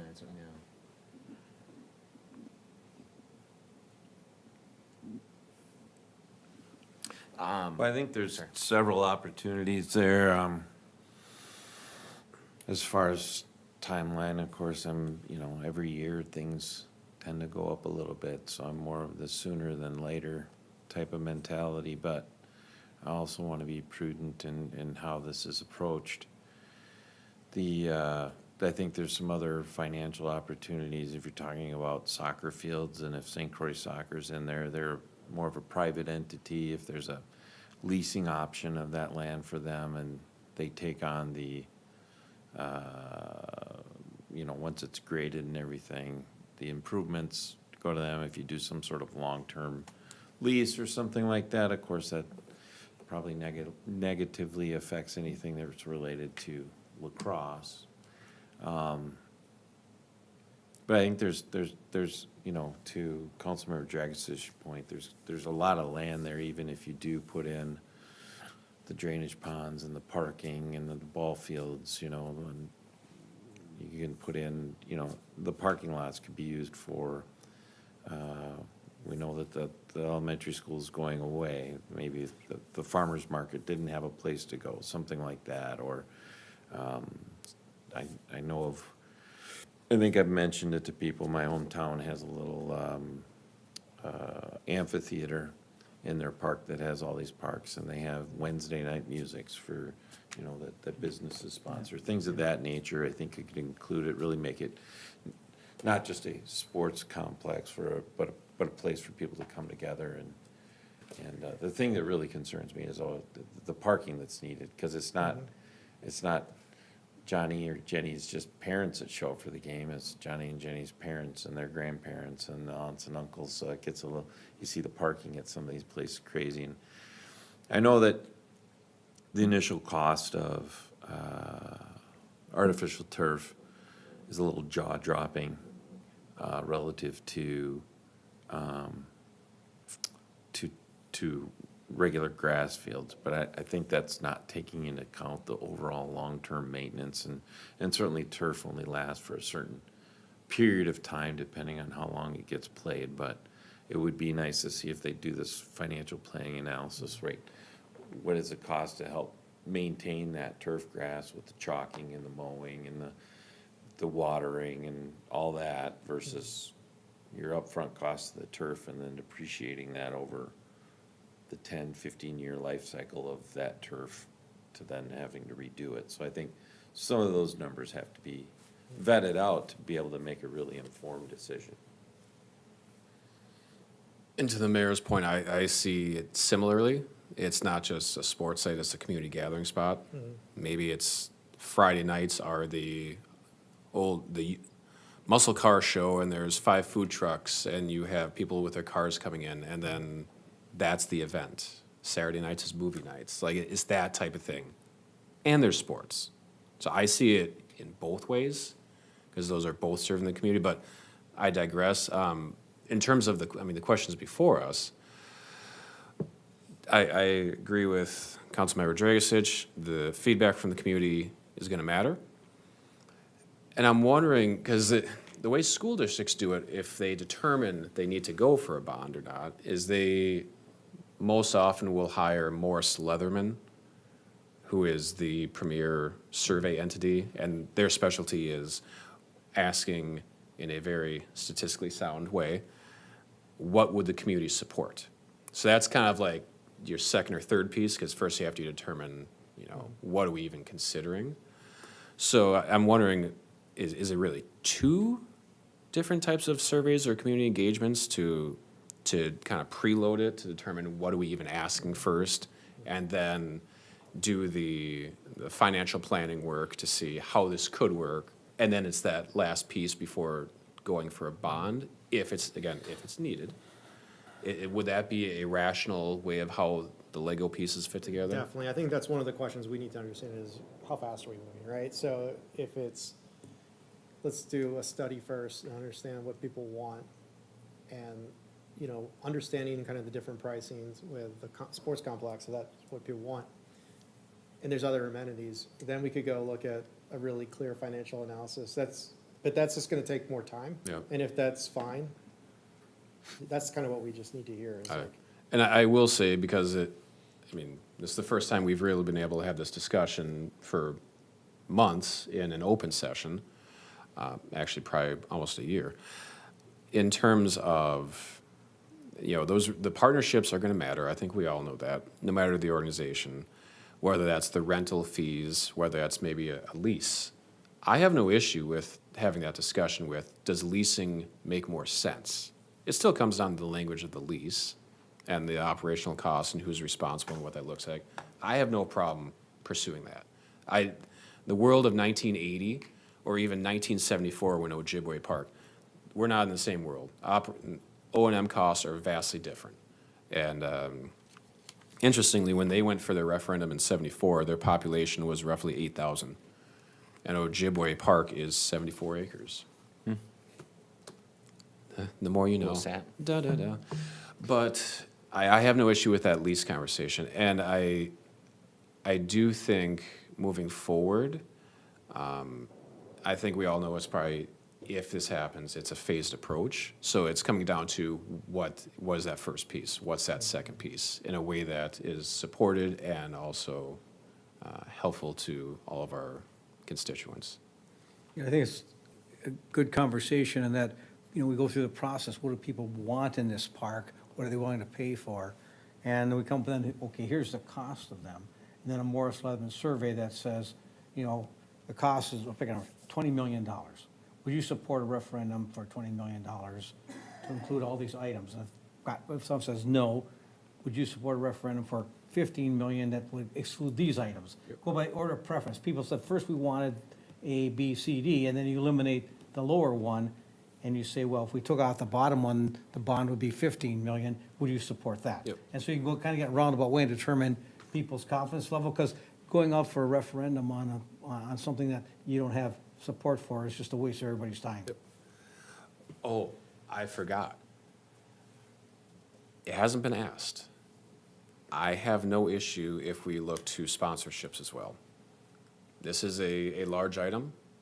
I have no problem having that conversation as well. I think the harder part is who pursues it, staff, mayor with his leadership and great speaking skills. So are you But suggesting Jeff Holtfield and you're gonna put 10 million in? you will absolutely get at least $1 for that, yes. But again, because the world is not, this is not 1970. Costs for these things are not the same. And the hard part, when I talk with neighbors about this, or even I talk with family members who are of a different generation, these costs, it's a whole different world. So I fully support having those conversations to find financial opportunities, and if sponsorships is a part of it. If it's going to be Jack Griffin Field, it's fantastic. He'll get $2 for it. Early on in this discussion, we're looking at the land that we discussed how this is an investment for a long-term future. 50 years from now, people look back at this park and say, that was really a smart decision. We have this beautiful park, in the middle of our community that we can use.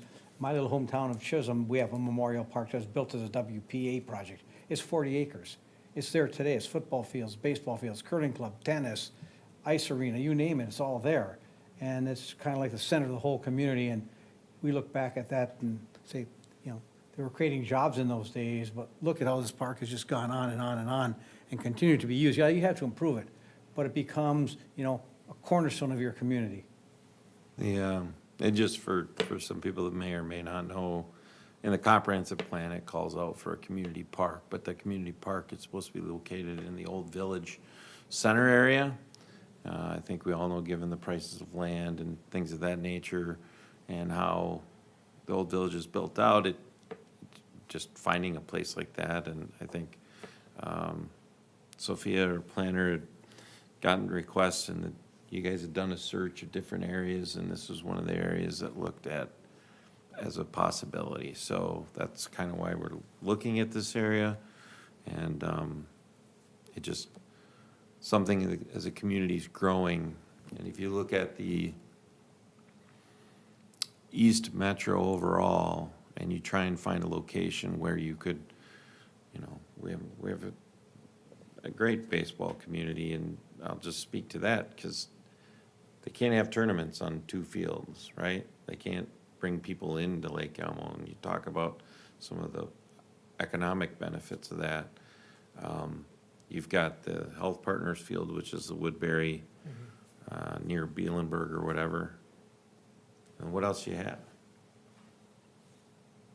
Nobody has something like this around, and so I think the opportunities for a broader reach are great.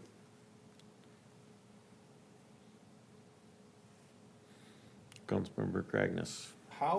Do you know how long or the longevity of a turf field would be? Yeah, it depends on how often it's played on, about 8 to 10 years. Okay.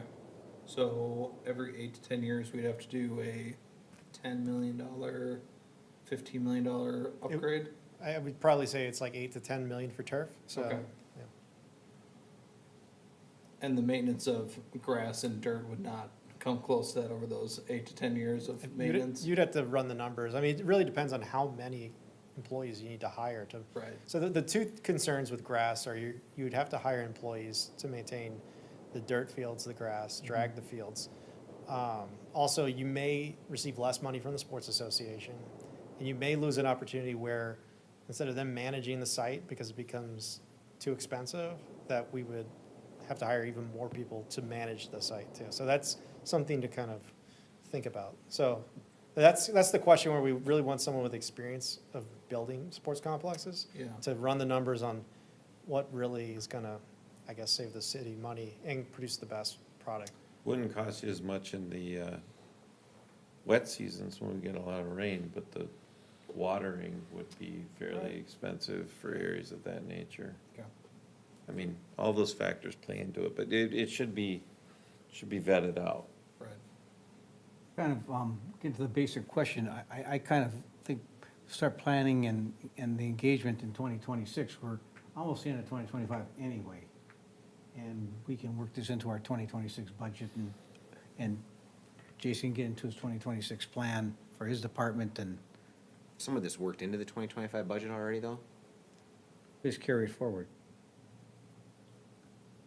We had a I small mean- amount for 2025. Yeah, but a small amount for yeah. 2025, but there is in 2026 for this activity, I guess, right? does it make sense to use any of the money that we budgeted for 2025 to get started with any? No, I don't think These, so. okay. Director Handler? I would just Hadley? point out that I believe that was one of the projects that was gonna use fund balance. So from a budget standpoint, it's kind of a wash, or from a levy taxation Okay. standpoint, it's a little bit of a wash. Thank you. Yeah, I'd be fine with that. So we'd start in 2026, not this fall. I Okay. mean, I haven't heard anything from the planning commission. I'd love to, Parks, excuse me, Parks Commission. Well, the Parks Commission's planning as they're sitting. Right. Planning as we're sitting, no, I think this is. Hank a- was writing notes furiously. That's right. Move forward is the way to go, and I think the little shift between now and 2026 is minimal, but, Okay, and the due diligence that you're going through, I think is absolutely on target. okay. I think, though, again, that holistic look at what we really are thinking about there is really important. For sure. Yeah, you get one shot at making it right? Maybe another way to look at it is working backwards. If we start in 2026, does that make the referendum in 2026 possible still? I really don't think so. When we No. first started, I put that on there because it was discussed, and I think it was in my initial timeline. So I just wanted to Yeah. put it out there, but at this point, I don't see how we And go even through if the we process started, correctly and make started sure the we get process enough. now, you still can't even get there essentially. Right, I That'd mean, be question. to get all the input from residents, yeah. Okay. So, legal question. Is, when you say if a bond is needed, is that because the alternative is because so many other sources of funds were found outside of the community?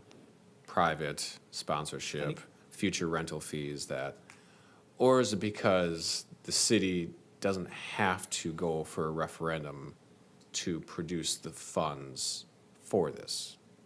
That, I mean, both are possible. I think you, at some point, we need to make a determination. Right now, we don't Vet know. it, and we just don't know. I guess that's just always kind of been the conversation of an item this large. Commissioner Barrett? So does that mean if the referendum fails, the city would step up and fund it then?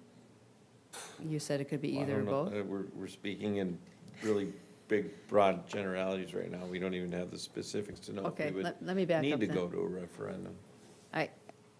I feel like this is, how many years ago did we get the $1 million from 3M for Tire From the Park? Royal? Yeah, It wasn't 3M, it was from the Royal. okay, from the Royal, yes. Yeah, I mean, I it don't would- know what the You know, time. I just feel like we need to jump on 8 this years right away. ago, maybe, Yeah. 5 years ago? No, you got the money actually about 2 years ago. Well. The actual million, you yeah, received the cash. yeah, Received it. Received it, it We- was Yeah. committed. They signed it in 2017. But we've known about this for how many years, and I'm kind of, with the mayor, I think we need to jump on it and get going. I It's just, appreciate the that. timing's right. You know, you have a growing community and just affords some great things, I think. Just keep looking at that word, community engagement. Yeah, I think this item speaks specifically to what we talked about in our first item, that this position would help move this along exponentially. And I think it's a high level of strategic community engagement that's going to be needed, and that's gonna need to take all hands on deck, I think, in terms of the public, the different sports groups, whether you pursue funding opportunities, what you talked about, sponsorships, naming rights, those type of things. So I think these last two items kind of speak to what we talked about first this evening, to keep those moving along, and I think that's what the commission is hopeful that we can start on this sooner. The costs are gonna continue to escalate. Okay, does that give you your direction? Definitely. Thank you. Was that for this item? That's it. All right, well, I'm gonna call a point of privilege here, before we go into our next, item, which is storm sewer, give the Parks Commission, the Parks They're Commission totally time staying to for storm stay if they sewer. want, sewage. talk about storm sewer and budget. I mean, that is the peak of awesome conversation. Maybe next year. That's why we're sitting over here. Thank you all for coming. Yeah, thanks for having us. Yes. Yeah, appreciate it. And we look forward to seeing you in a park soon.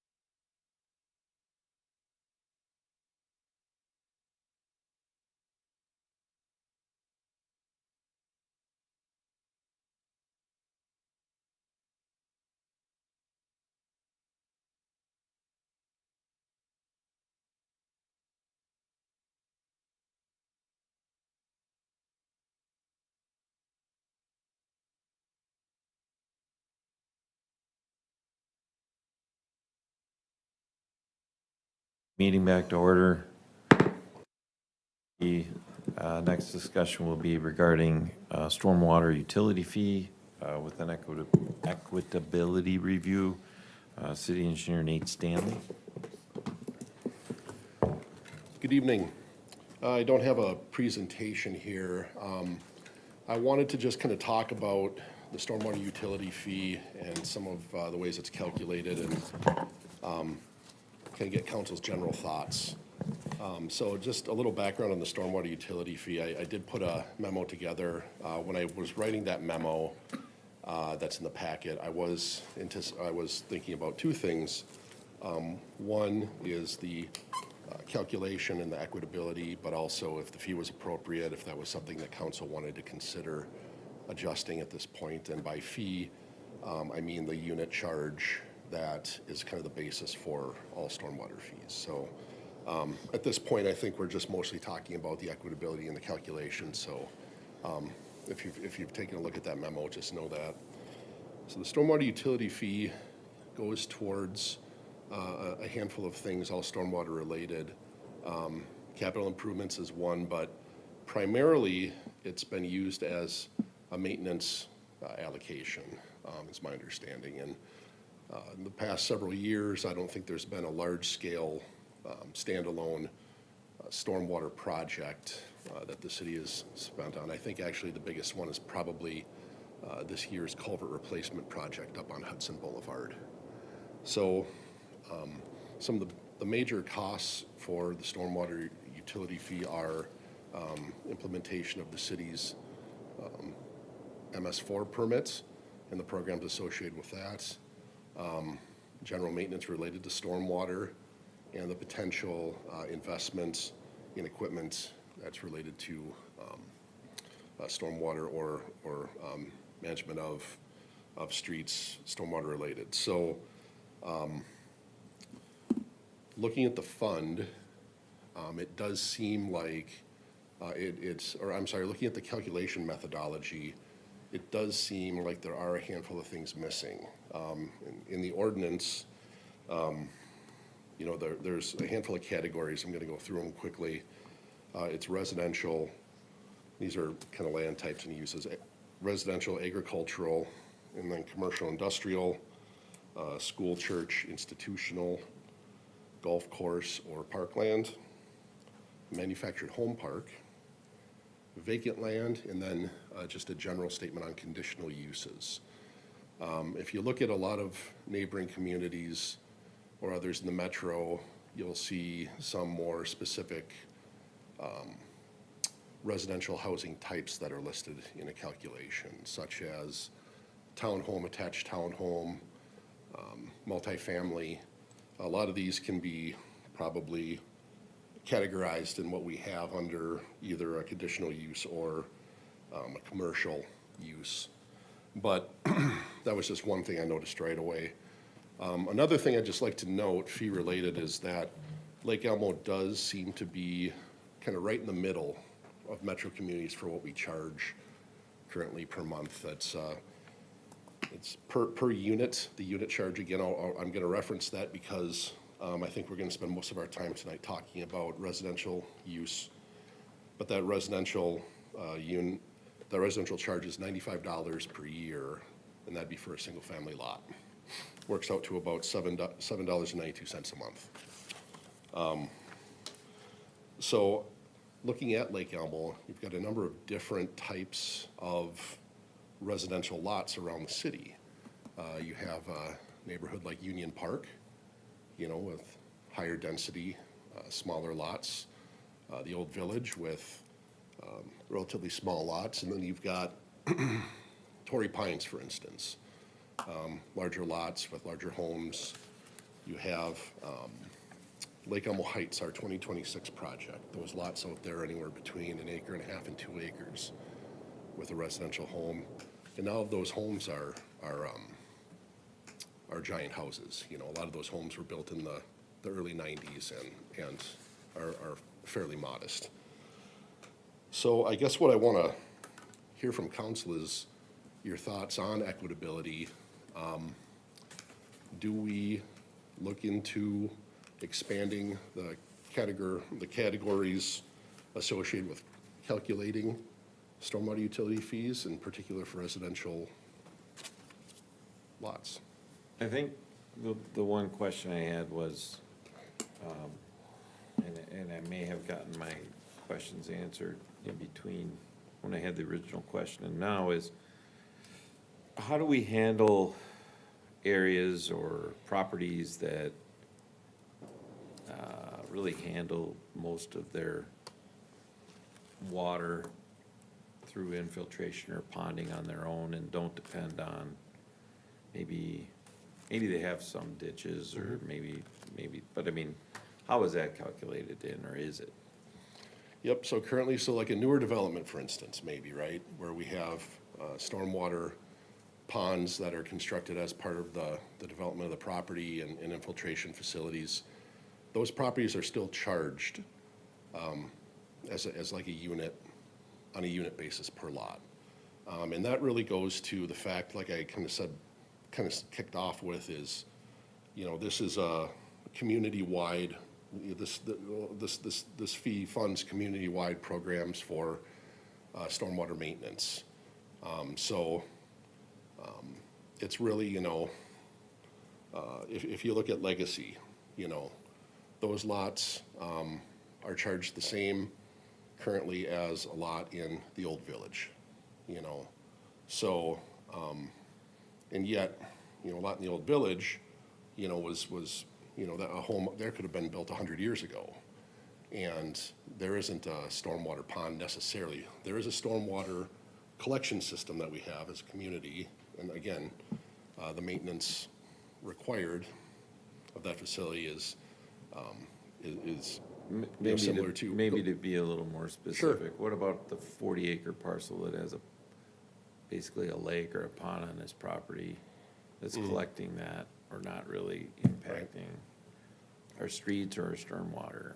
Sure, so if we've got like a 40-acre property with a single home on it, I'd have to look at and know what the zoning is, you know, Okay, so. so does some of the fees depend on the zoning for the property? Yep.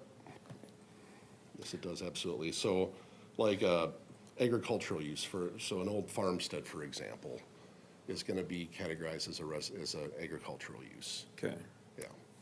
I think that, as I look at our system, I think it's not particularly fair and equitable by a long stretch of the imagination.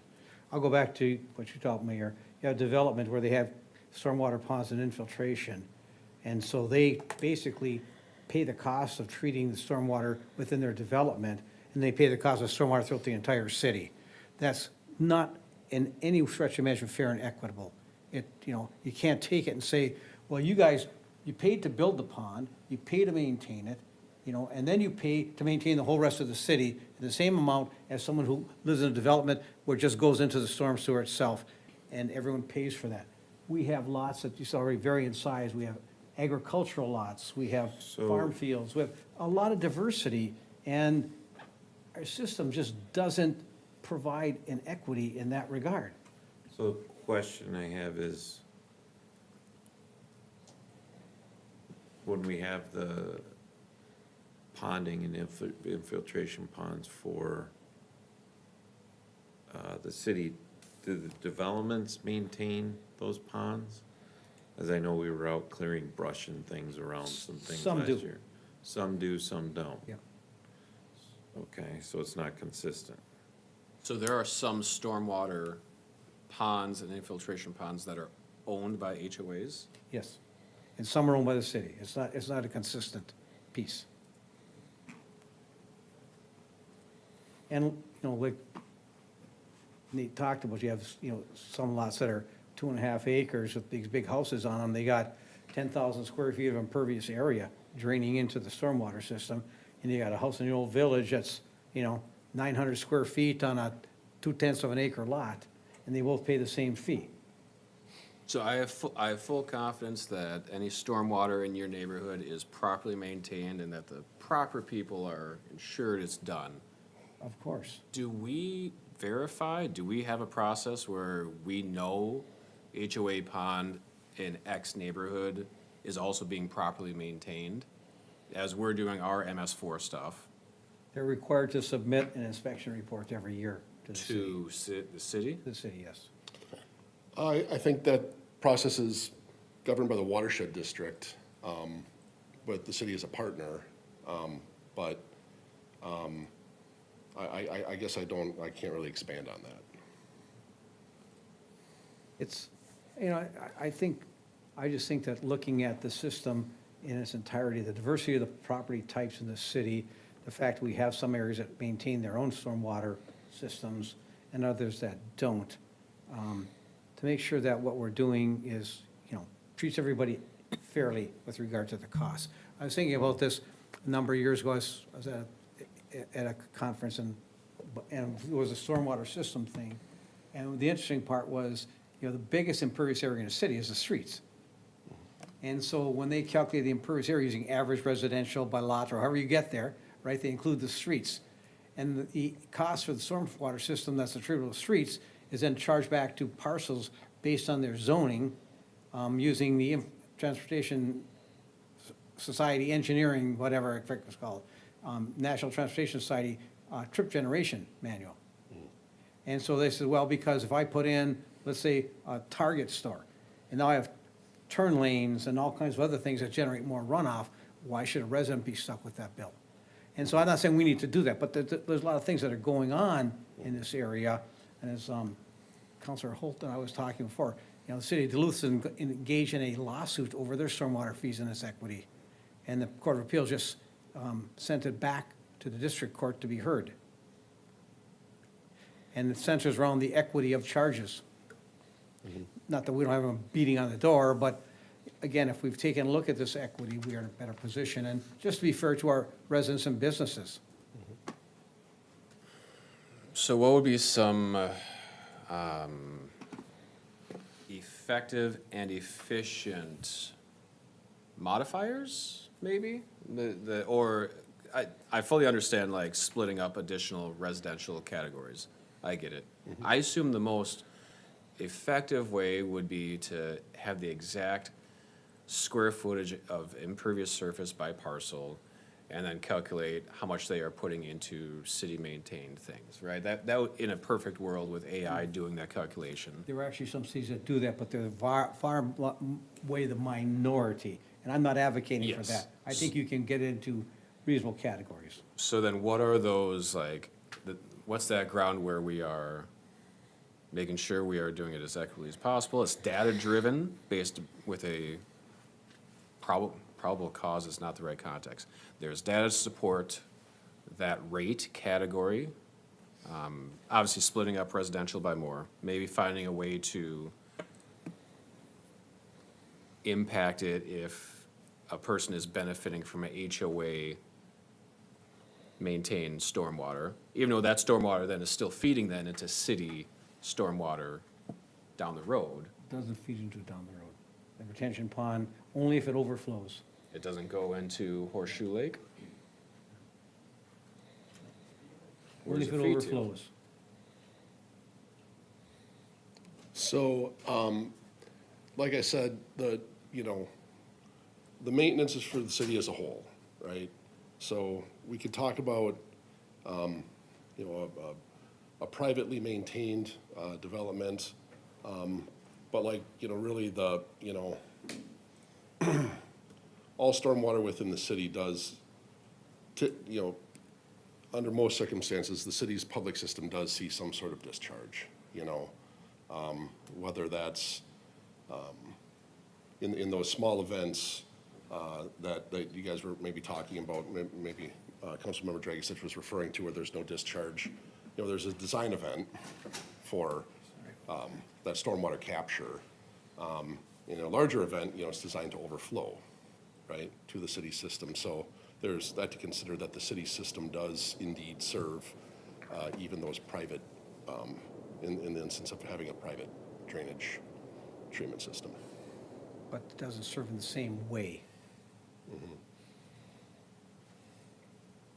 So then what are some of the other variables that can be included that can be data-driven and efficient for implementation that we can start to use? I'm looking to anyone else. This is not my area. You have some areas that don't have any storm sewers, it's just ditches. You know, you go out in some of the areas around the city, and they're just ditches, drainage ditches. They don't have pipes and manholes, and we don't go out there and, we go and maintain the ditches, but not nearly the level of maintenance required, you know, within the infrastructure part of the city. And yet, if they're a residential home, they pay the same fee.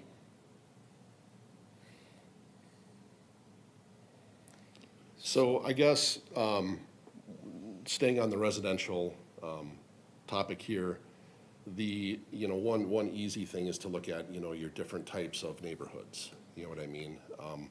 And I'll also, add that measuring the impervious area of each individual parcel, that'd be a very tedious, time-consuming exercise that, in the long term, I don't think it's worth it. You have folks that may purchase a property and decide to tear something down or build something, you know what I mean? Therefore changing, and then it just becomes a tracking nightmare, you know what I mean? Keeping track of that. So holding it to some sort of, property type and lot size, I think is, and when I say lot size too, I'm not talking down to the square foot. Yeah. I'm talking generally.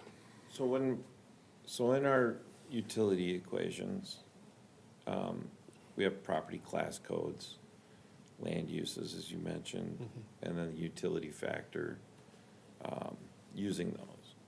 So would it be, it seems like kind of one thing, I'm hearing you saying that we're kind of maybe a little general in is the residential thing where we don't pull out townhomes versus homes. Because it looks like we have agricultural, which would maybe speak to that acreage and ditch use versus having curb and gutter and storm sewer, I would think as a generality. And again, I think we all need to understand that getting into the nitty-gritty is probably not an easy thing or a thing that the city wants to take on as a cost. I'll reference the Met Council and their WAC charges, right? They have to do that on a system-wide for the whole metro. They can't look at every individual business on its own. It would be a task that would be beyond comprehension, really. So when I think we look at their 24 square miles on the city, I guess I kind of agree with what we have in there, but maybe breaking down in the residential, or if there's some current land uses that we're not participating in that have class codes within them, I guess I would be good with taking a look at that to make sure we're looking at that. I think, yeah, I agree with you, Mayor. I think, we break it down and say maybe, residential properties up to an acre, or, maybe half acre, up to an acre, and more than an acre. It's, Inver Grove Heights, I think, has 4 classes in their residential, if I remember rightly, based on size. And then I think the other piece would be, if they have some stormwater facilities, they should get a credit. I mean, I think If they have stormwater facilities that they maintain themselves. maybe we could advise them, they could apply for a credit, which is already allowed. Jack? There is a credit system that people can apply for. I'm not that familiar with it. It was Administrator Zuliger, when he was here, implemented a credit system, and so there have been some people Yeah, come in it's- and they demonstrate that they have a privately owned system on their land. But the problem- Yeah, if I could just speak to this, Councilmember, practices include installation of rain barrels, rain gardens, retention ponds, swale ditches, or man-made water courses, riparian area plantings, and other practices that may be deemed as intentional detention of surface water runoff. So they can apply for credit through that, right? Do you really want 485 homeowners applying for credits, or could we do it on an HOA basis? That's what I'm trying to get to. I mean, What do you mean by an HOA basis? well, like the Royal Golf Club. Okay. Okay, there's 290 homes when they're done. Okay? Do you want all 290 homes to apply for a credit? Or could you say the people within these developments would get the credit. Oh, I and think it just would- process it once. They would do it however they saw fit. It doesn't really say it has to be one day or another, when, Well, it says, I get the sense of reading it that it doesn't allow a landowner. Well, you have 290 landowners. yeah. We're gonna have, Limerick Village gonna have 800 landowners. So technically, wouldn't the HOA, using that framework, couldn't the HOA apply for the credit? Because the HOA is already charging the residents for its cost to maintain it. So then is the HOA, because the HOA owns properties there as well, as presumably paying fees. They don't pay stormwater fees, They don't? not to my knowledge, no. Would that be a mechanism to still use that and then go through the HOA as the recipient of credits for the costs that it's incurring to pay for its infiltration? But you give them a credit for if they don't pay a fee. On the stormwater ponds, there's no fee. Presumably, they would charge residents less for the costs that they are incurring. But back up, they're not a stormwater utility customer. The HOA isn't. So, but they use. But they're maintaining the They use ponds. costs to maintain the water retention facility, right?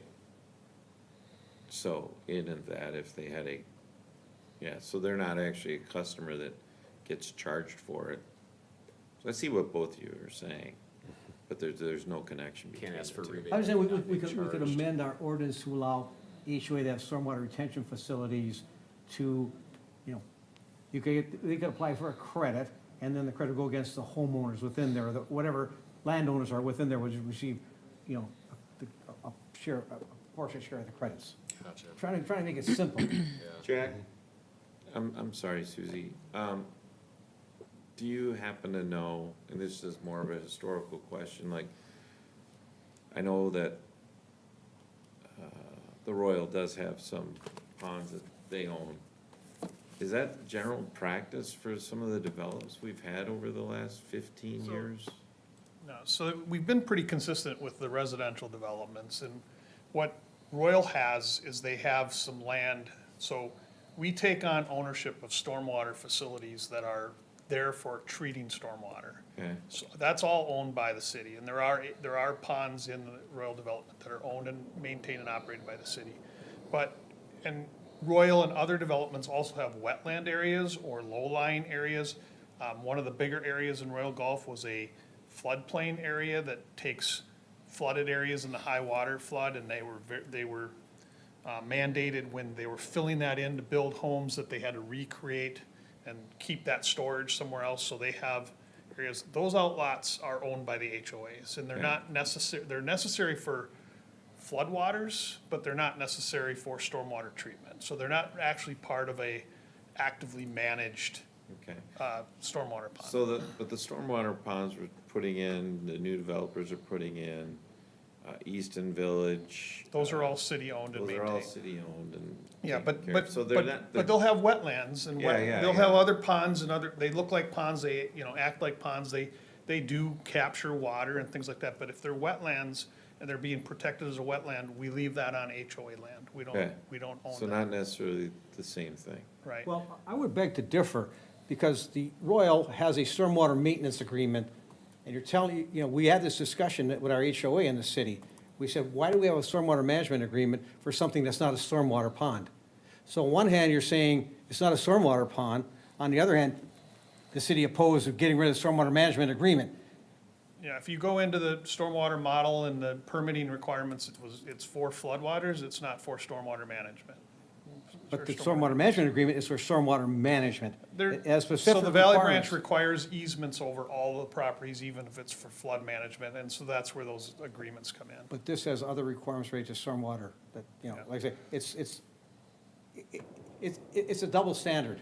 So there are, I would call them residential properties, but as we've grown more and we start getting into new circumstances, so we're starting to get into medium and high density. Royers is a good example where you've got a large apartment complex, Amir is a large apartment complex. Those stormwater ponds are staying on private lands, and so there you will have residential properties that'll probably start to apply to this Yeah. fee that Whereas will, we didn't really have those prior probably to this. we did not. This system was Going put in in, place yeah. pre-me, which is Yeah. pre-2006, so it's not even contemplating. So I guess my Growth and development. recommendation would be that we look more at the residential use type and just keep an eye on the surface water management, the equations.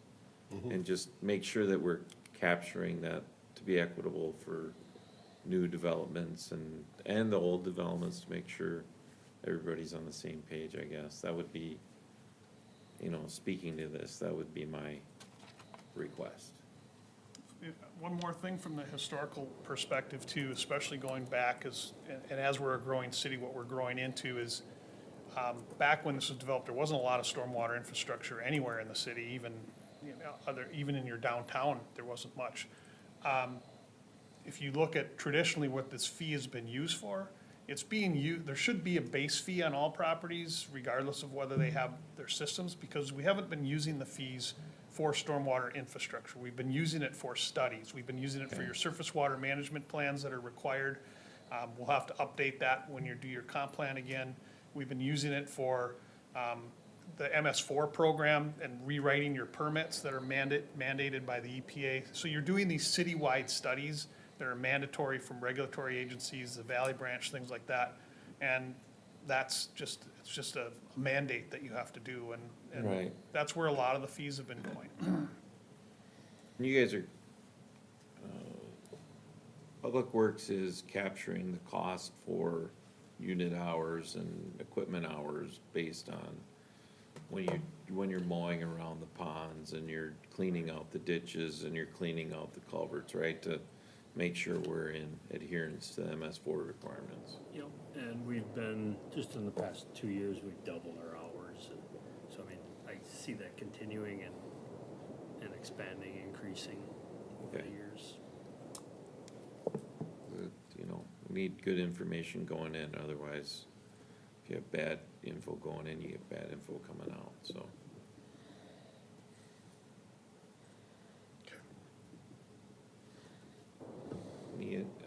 Councilmember Jacksich, not that you don't have a lot to say, but I'd like to hear from the other council members if they have any thoughts on this.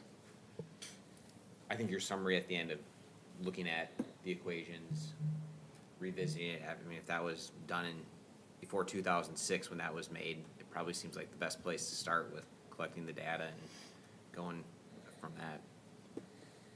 Yeah, I agree with that.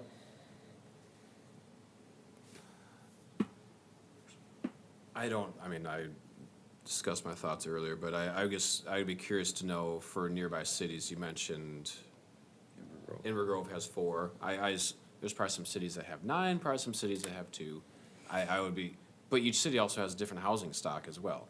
And so whether that's 3, 4, or 5, I don't know what the right number is, but I would look forward to seeing a basis for what the recommendation is, if it's 4, if it's 5, and then why. Well, because the impact to, in this case, to stormwater is this for this housing type. But yeah, I think that is a very rational approach. In terms of the rebate, have people applied for it recently? In the last, We have a whole string of rebates. I'd just like to say, it's a little water conservation has it on my property. There's no water that ever leaves my property until they do have the topographical maps to show people. And I don't know what's gonna happen now since my property was single family home and now we're high density around us. I don't know how that will affect it. But right now, I think we're okay. But I think those maps will be able to show whether water leaves your property or not, but does not leave my property. And it hasn't left other people's property. I know they're not forgiven for having to pay the fees. thank you. In the Tri-Lakes area.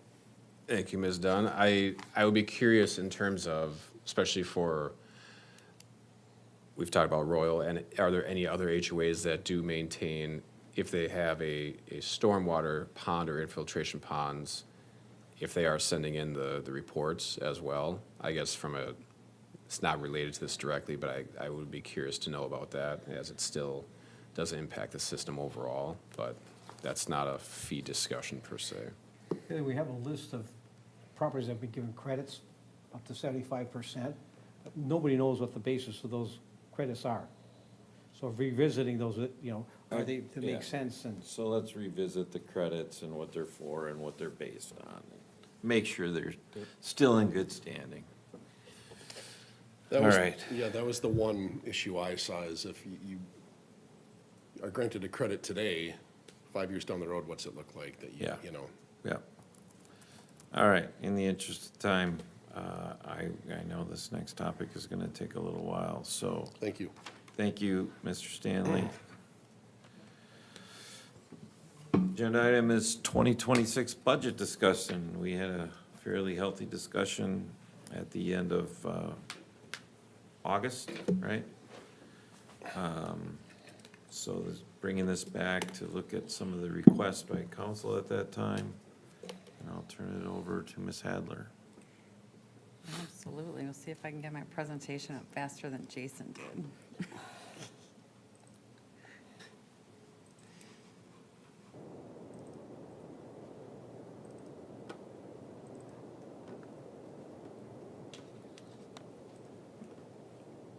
Bam.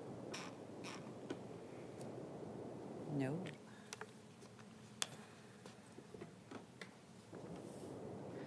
Okay, so we are just trying to narrow down and finalize the number that we need for our preliminary levy at next week's meeting.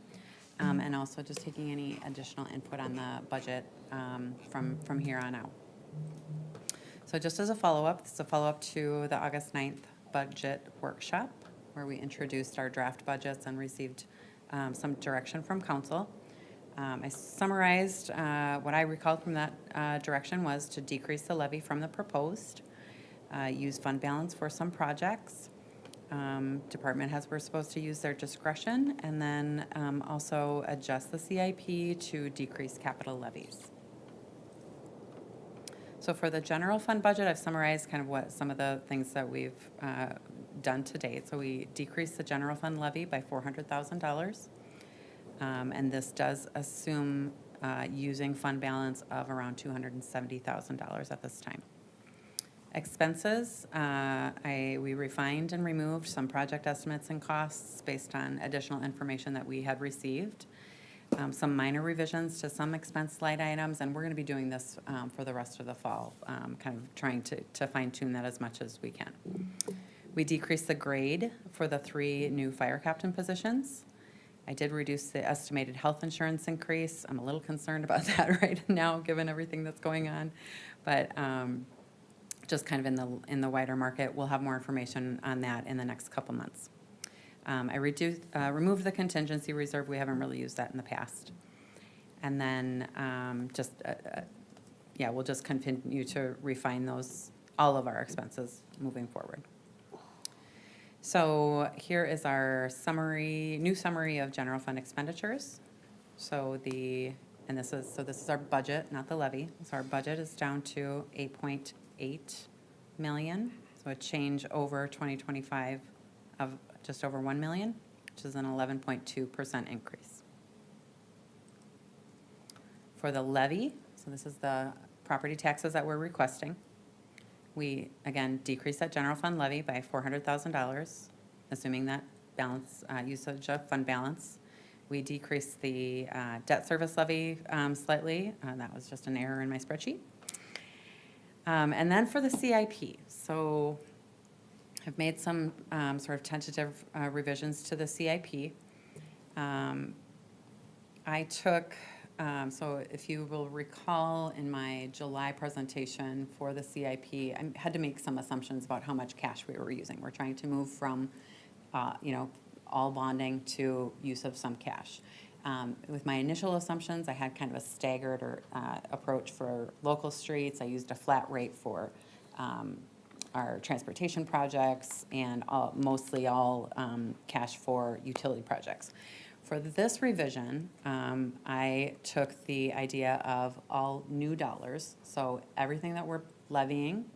So for 2026, my current proposed infrastructure levy is $400,000. And then all of our franchise fees, so our estimated franchise fees were $250,000. So we would take all of that $650,000 and use that for the projects for the year. which would just mean that we would not be growing that infrastructure fund as much as if we sort of dragged that out a little bit more. But anyways, so that's the explanation of how I came to that sort of scenario 1. Scenario 2, we removed all the projects that we believe are developer funded. And so my understanding initially was that there was a chance that these things would be developer funded, and therefore I wanted to plan for them in case they weren't. And so I had kind of implemented a rough estimate of what they might be contributing. If we presume that those things are only going to be developer funded, we can take those out, which of course, then we should not fund them because there's no plan for funding them. So that's scenario 2. Those were kind of easy, low-hanging fruits for me to do within my modeling. I know that we discussed revising the timing of local street projects. We can certainly discuss that further. It just gets a lot more complicated to revamp those numbers because engineering has to do that. As well as the fact that they wouldn't necessarily, like stretching those out a little bit doesn't necessarily have as big of an impact on our necessary long-term funding or the funding within that 10-year time frame.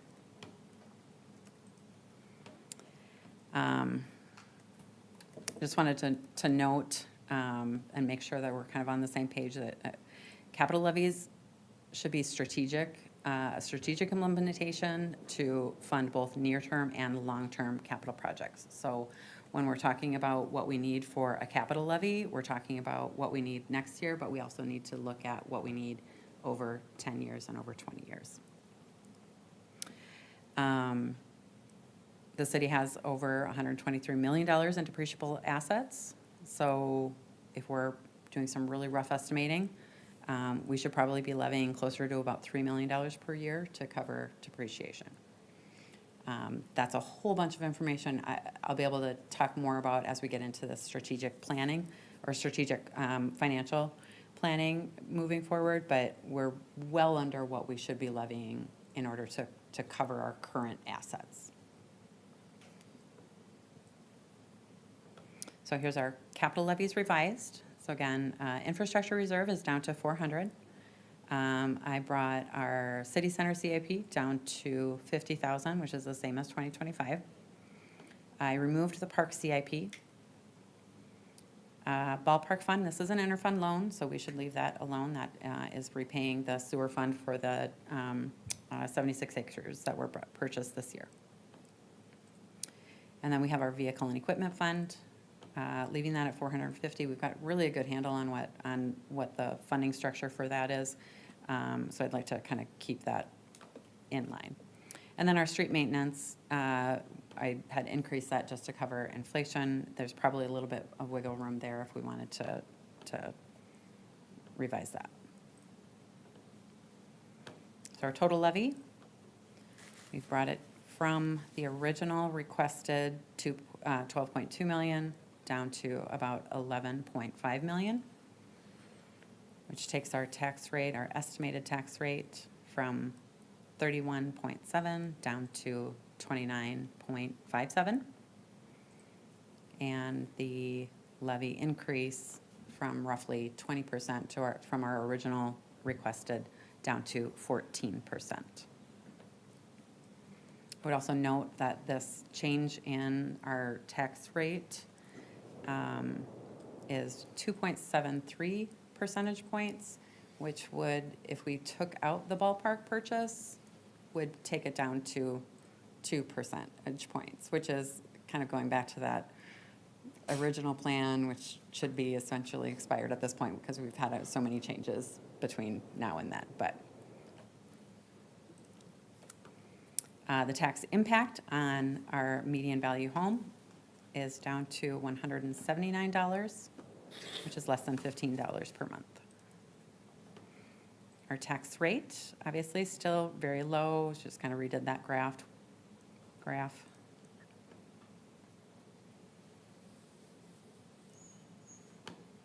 And then our questions. So essentially, do we have additional questions about specific expenditures? Should we continue with the revised levy amounts? Do we want to have some discussions on what that should be? And if changes are needed, what priorities and strategies should we revise? Thank you. You're welcome. Questions for Director Hadler?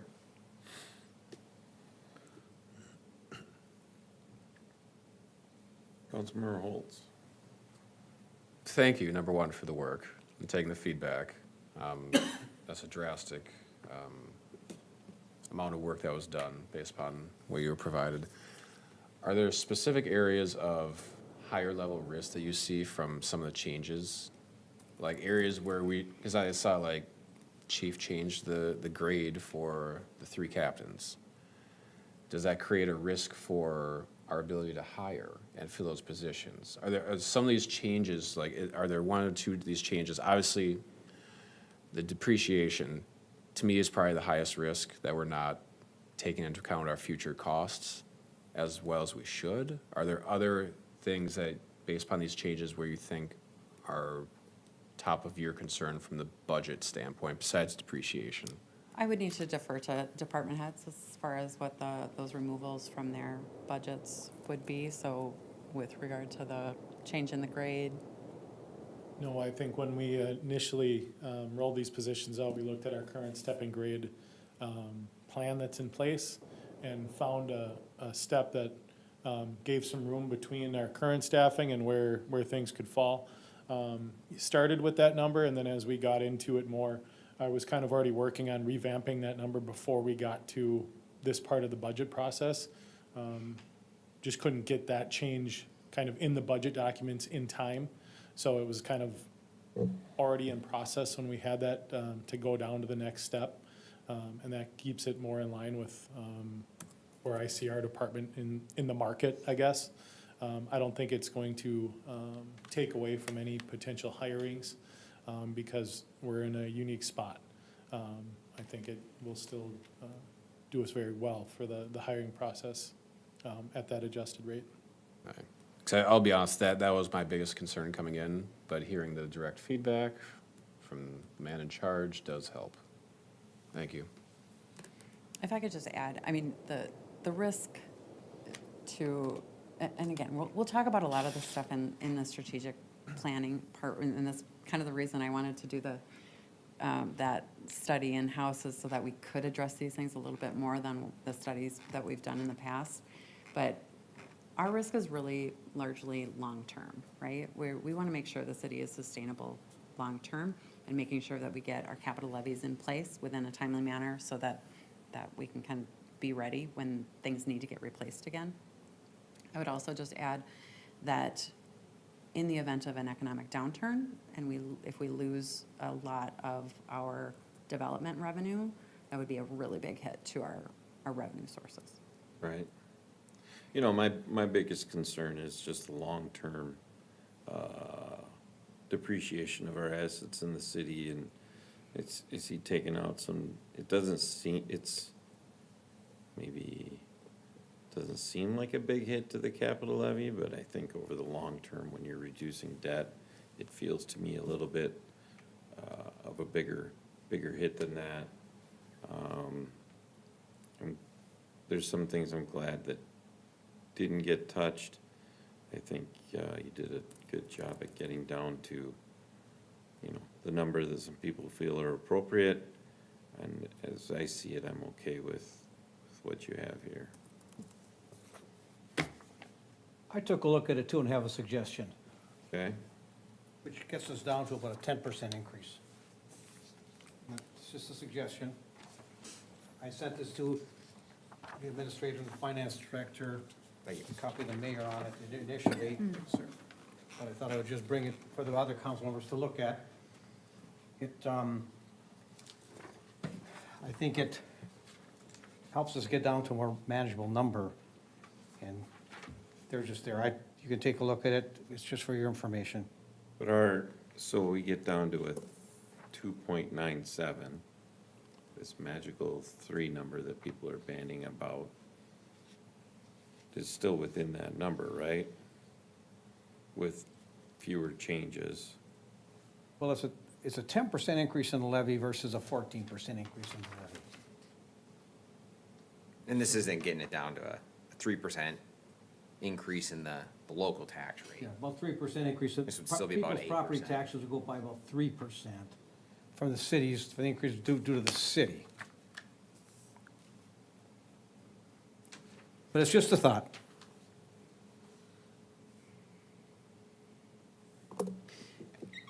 So I mean, this speaks to, and, you know, a lot of the questions I have already been answered, so I, thank you to staff for answering those questions, and, maybe some of them would be helpful to bring up right now, I don't really know. I think it still goes back to, I understand that maybe, we aren't undertaxed for the services that we have, and we're in a situation where the debt is becoming too large, and we have to be moving in the right direction. I'm in full agreement with that. My concern with the process so far is I think we've been heavily focused on how do we increase the revenue side of it, with very little discussion about how do we, discussion or willingness of how do we decrease the expenditure side of it.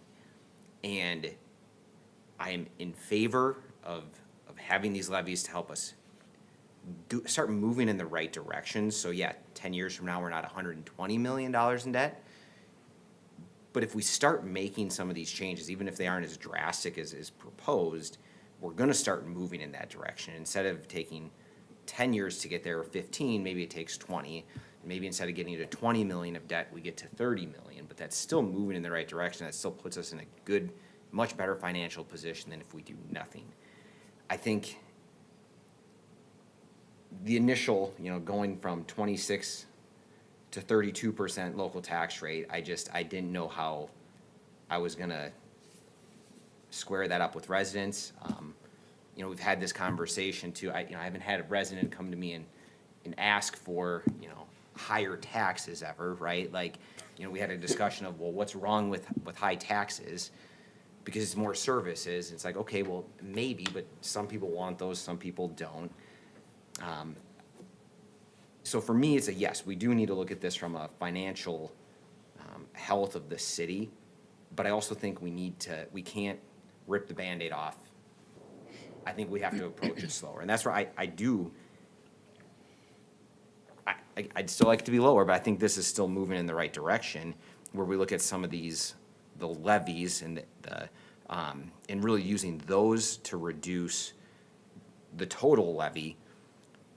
I went through line by line item and through the budget, and, it is lean. It's not that there's a bunch of wasted money in the actual budget itself. And, I had probably 15 questions of specific budget line items that I asked to staff. And there's a perfectly logical explanation for every single one of them of why we need it, right? So I don't want to go down that path of having to cut any of those or ask for those to be cut, because it shows that there really are, like, hey, there's a reason for all of them. With these levies, if we decrease that amount that we're levying each year, yes, that means we will get to that goal a little bit slower, but we're still working towards that goal. And I don't know why, because this has been the answer that I've gotten, is the no, and I don't understand why that wouldn't still move us in that direction. If I may, Mayor? Yes. I think that what needs to be clear is that we don't know what the end goal is, because we don't have all of that information. I need a lot of information from engineering in order to be able to say, this is what is gonna make our city sustainable long-term. I know that it's not $400,000 a year for infrastructure. I know that, that's really obvious, right? And so when and again, it's like, I feel like this is we're chicken and egg, right? We've got this strategic plan that this whole process has made it crystal clear how important that plan is, and to make sure everybody understands the impacts of these decisions long-term.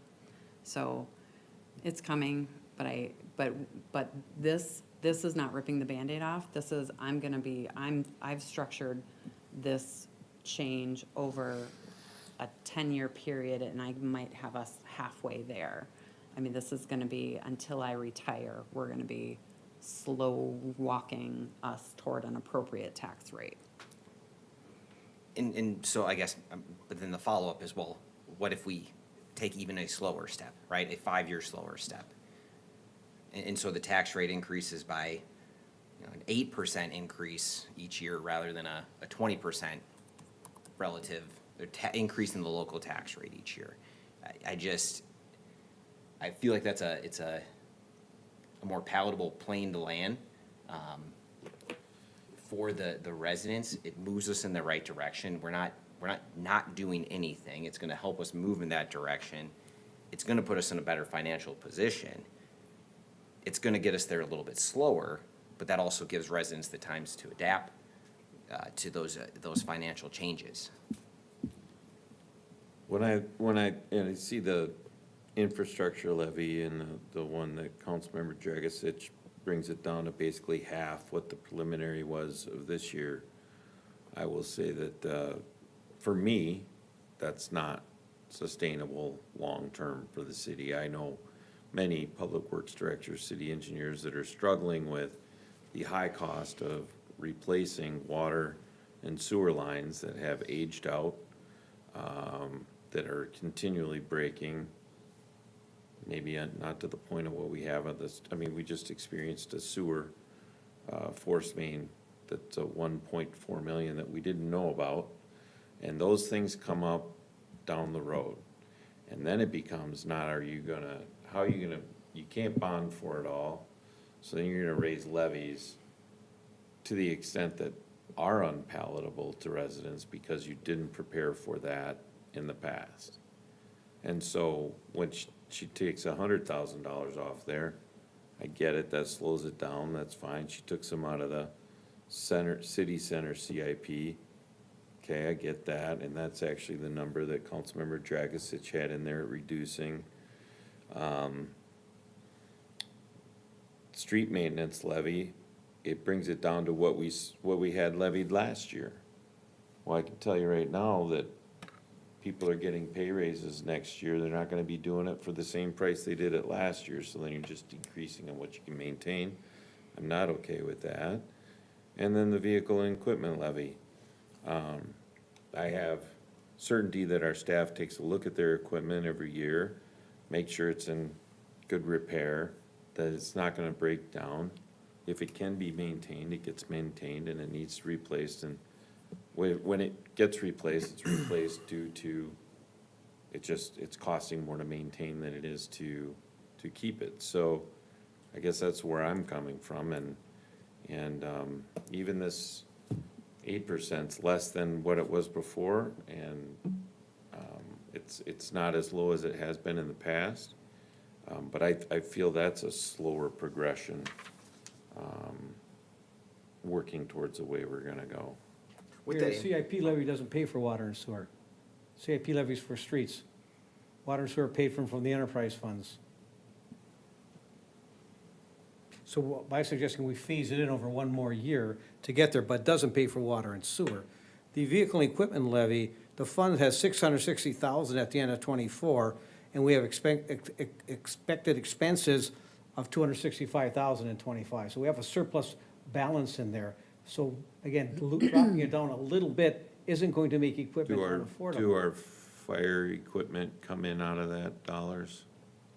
Yeah, I'm just so telling we you- already saw the increase in rates just from a ladder truck in excess of over $1 million. So I don't know that we can in my opinion, I don't think we can speculate that that's gonna maintain the same, or we'll have that cushion to pay for that down the road if and when it needs to be replaced. If we have a surplus, though, wouldn't that kind of make the But the assumption of then that? Can we kind of- clarify that? That's a capital fund, so that if you look at it's in the July CIP discussion, I map out the funding necessity for those capital needs. So we have a capital plan that has the vehicles and equipment that are replaced based on our policy in place. And then I mapped out a slow rollout, a 10-year rollout of trying to get to an appropriate funding level. And I worked in the interfund loans because we couldn't get to that appropriate funding level right there in order to pay for the ladder truck. So that's the one that it's like, okay, we've got this sort of dialed in of what these needs are for this. And yes, can we stretch out the actual purchase of a vehicle? Maybe. I don't know what, how often a dump truck needs to be replaced. Maybe. But our right now, the plan is planned based on policy, and the funding is based on the plan. Well, maybe it's more of a conversation of policy change, right, with the vehicle replacement fund. Is it, how often is it with most of the vehicles that we're replacing the vehicles? With the playgrounds, is it really 20 to 25 years that we need to be replacing playgrounds?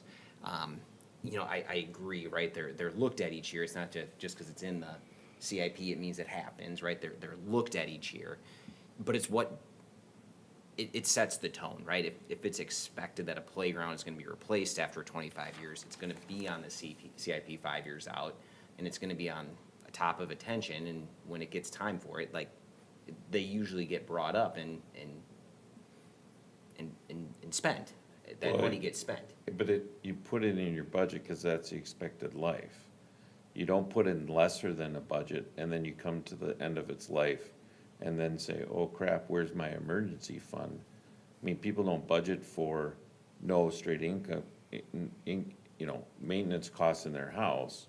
If you know you need a refrigerator in 5 years, you don't just expect to come up with $2,000 that year. Typically, you're budgeting some money to put away in that fund. And maybe it makes it past 5 years. So then you don't spend that money, but you've got it there in case it happens. And I'm certainly not gonna, when you have a piece of equipment that is near the end of its life and it gets used, and then you get asked if $5,000 of maintenance will help extend it another year, but then the next year you go to use it and it breaks down, and then you end up renting equipment that costs you more than the $5,000 you were gonna use to maintain it, then you're falling back. So that, instead of doing the right thing, getting a good piece of equipment so you can work efficiently and use that for all of your stuff, you're not renting equipment, paying somebody else for the rental.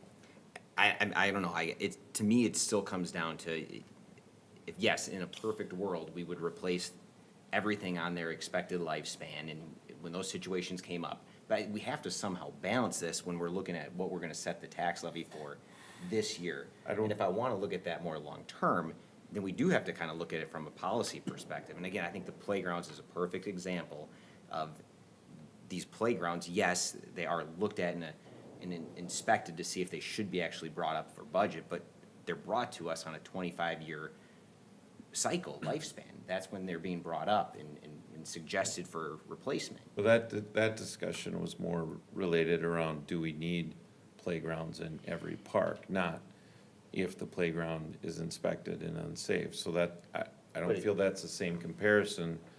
And so then when we take you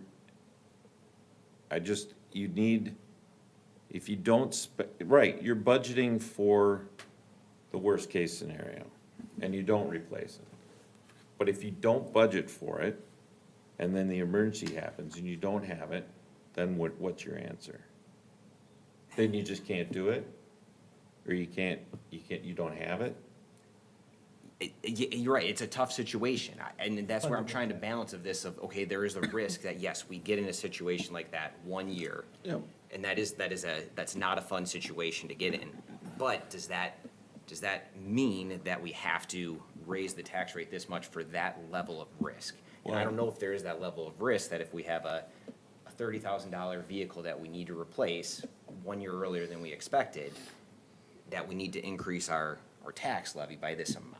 And that's what I'm just trying to balance. And all I'm saying is that I feel Director Handler did decrease it down to a more palatable number at the 14%.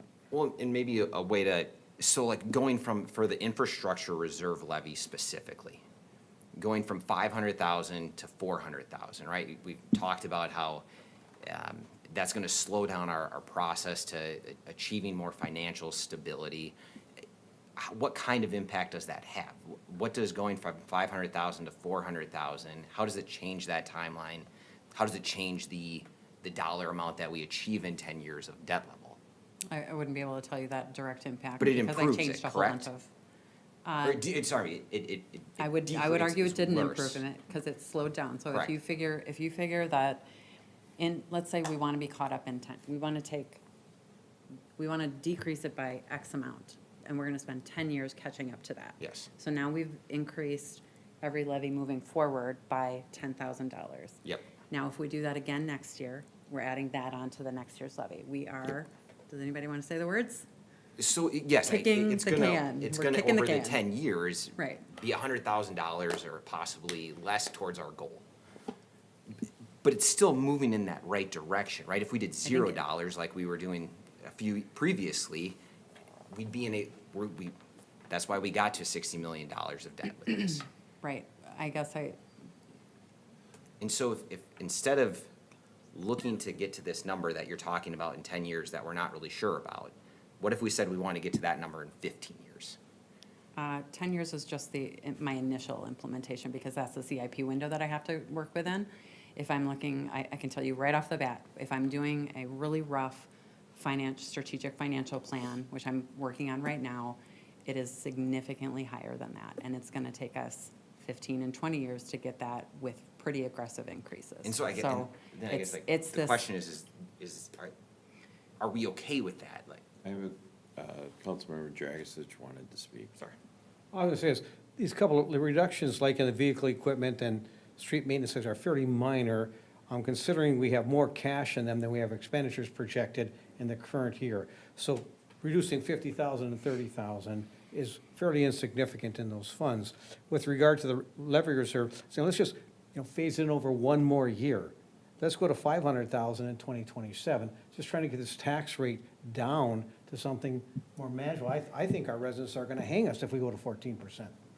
Personally, but, every council person can vote their own mind. I think we have this plan, where the levy increases are gonna be 20% every year. And, I think we have to find a way to manage on both sides of that equation. I think planning for long-term capital is okay, and we need to do that. Fully funding depreciation, the part that's on the equation is we invest those funds and get a return on them. There's no investment interest, no net present value analysis that says if we invest it at historical interest rates, what do we really need? It's just we have $100 million, 100 years, we need $1 million a year. No, we don't. Because I'm assuming that our capital plan takes into account inflation, but our funding plan doesn't take into account investment returns. Actually, I'm looking at everything in today's dollars at the moment. Excuse me, what? I'm looking at everything in today's dollars for the moment, because I'm trying to implement multiple scenarios, and it's easiest to just look at today's dollars. So actually, our depreciation is significantly, is potentially, I shouldn't say, is potentially understating our actual assets right now and depreciated assets. And again, that's why we need the study, and that's why I need more information from engineering, because we just don't know. I guess the other would depend on what do you assume as the asset life. Is the asset life reasonable? Correct. I mean, we put asset lives of 50 years on a sewer pipe, and they've been in the ground for 75 to 100. Right. Or you get the asset life of the CIP that rotted out underneath Hudson Boulevard and it had to get replaced within 10 years. Well, you have some exceptions, that's correct. Sure. That's So- correct. But you pick what is the most average useful life. There's Right. many reputable studies out there that talk about what are the average useful lives. And I can tell you, it ain't 50 years for a water pipe or a sewer pipe. And is the, Some of them you would find 50 years if you're talking about City of Egan, some of their city pipes are running into that. Depending on your soil classes, you Depending can on run your into soil all classes, yeah. kinds of different things. Yes, that depending on your could soil class, you run, deteriorate. but again, on the average, they're much longer than that. St. Paul's pipes in the ground for over 100 years. Well, yeah, you have wooden pipes that came out of the city of Anoka that we tore up in 2002 that were wooden, but I don't think they were really usable. And they weren't in use. Councilmember Olds. Some of this is policy, some of this is philosophical. Yeah. It's, all of us want the city to be in a sustainable place. I presume all of us trust our professionals who are giving us guidance, because that is their subject matter expertise. I couldn't even touch an Excel sheet in the way you do, let alone figure out this cell is doing this with that. So we're all on the same page in there. It's, what is that sustainable place and how to get there? what I'm gathering and the conversations I've had with friends about this, who, some do watch these meetings, credit to all you,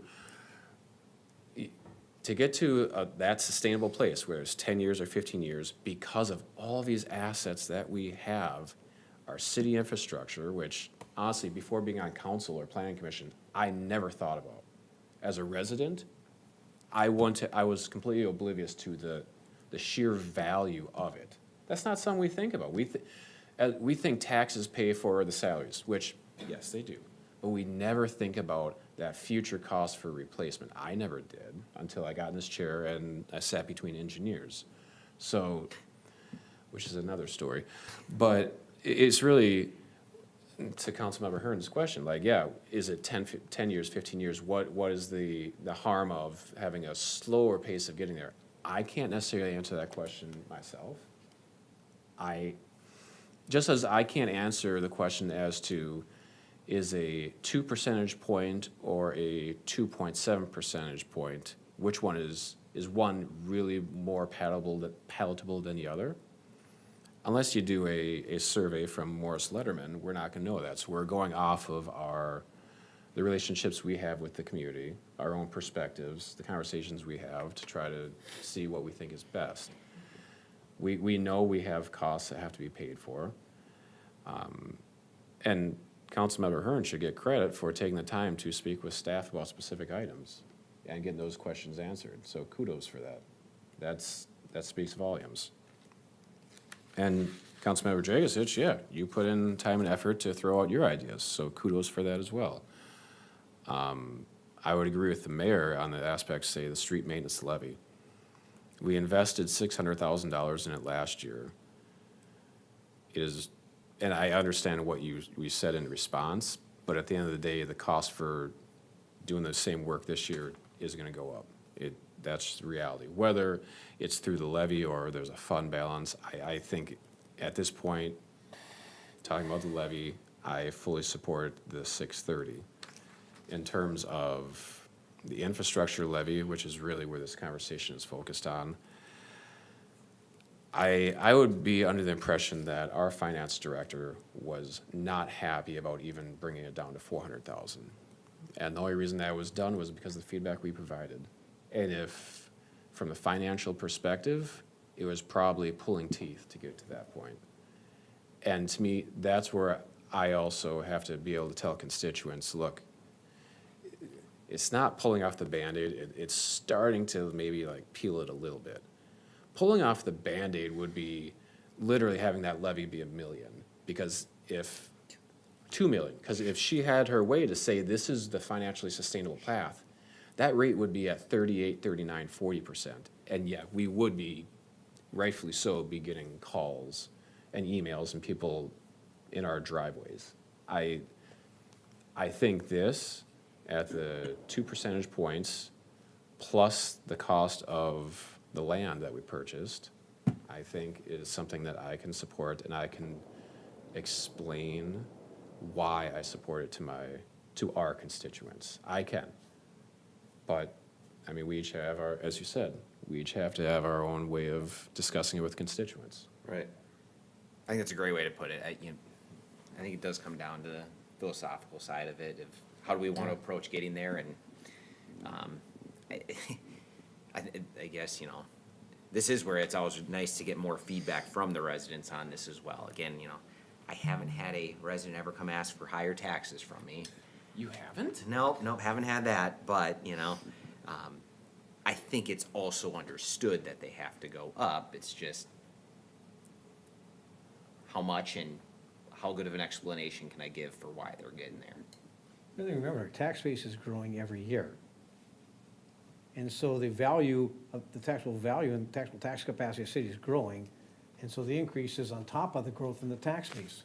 Well, so prior history had, basically was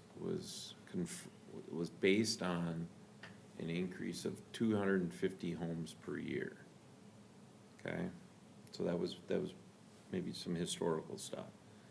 And that's going out. I think this year we might hit 200 or right around there. We're at 180 permits 180 right now.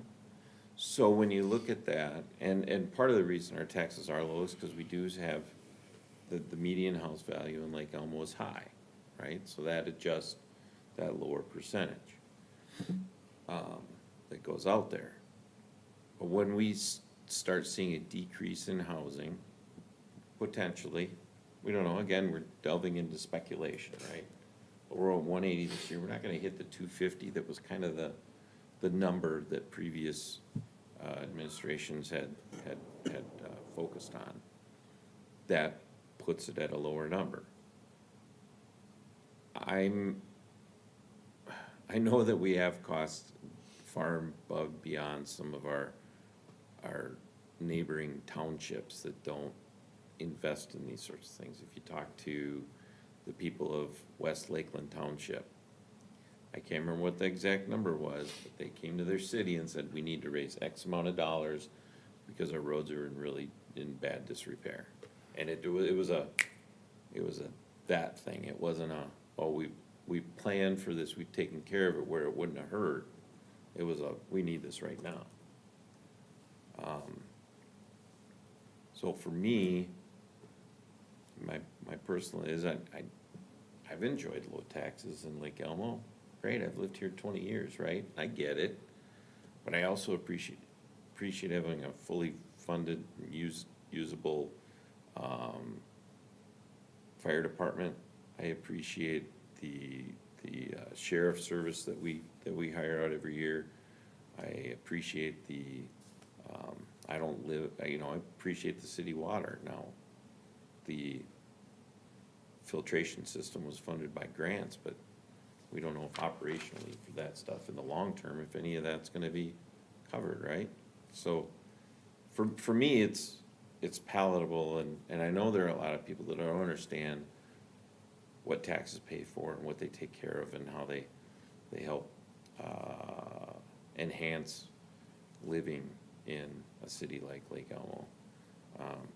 But I'm more than willing to sit down and talk to people, because when I look at like you said, going through it line by line, I don't find fluff in there.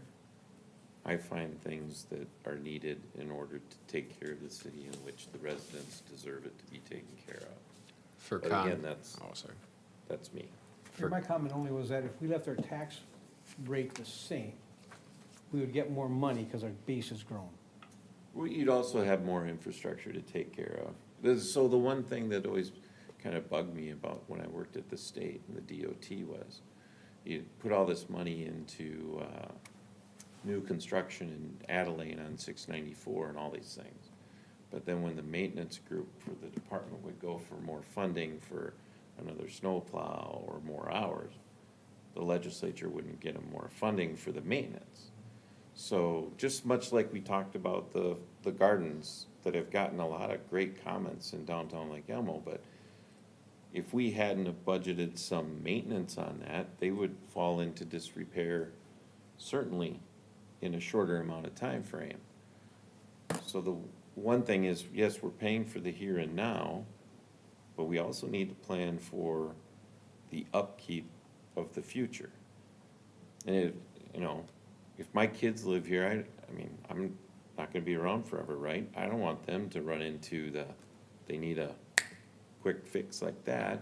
And if it takes 10, 15 years to get up to that, well, at least we're going in the right direction to avoid that situation, in my mind. And for context, the levy that they had to go out for in our neighboring community was over 8 million. Is that for West Lakeland? Yep. Yeah. And the impact for them, for their median household, was $490 a year. Yeah. That they had to do. And that. Oh, sorry. Oh, no, go ahead. No, I mean, it's not our constituents, but I know on their end, there was a very volatile thing because there's now to the point where it had to be done. And they were in a place where, what happens if it doesn't pass? And I don't want our community to be in a position where we are at a place where this has to be done, but it's still at the discretion of, will it pass or not? I would rather slowly start to peel off that Band-Aid, not as fast as maybe we're being advised to, but I don't want to be in that place. And I think none of us want to. Like, we're all on the same page. It's going to be, what is that slope? what is that rate is really the discussion, so. Sure.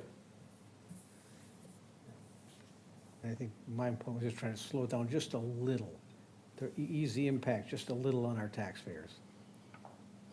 I tend to be in the same boat. I 100% agree. We do not want to be in that situation, but whether it's 250, 300,000, 400,000, 500,000, we're moving in that direction.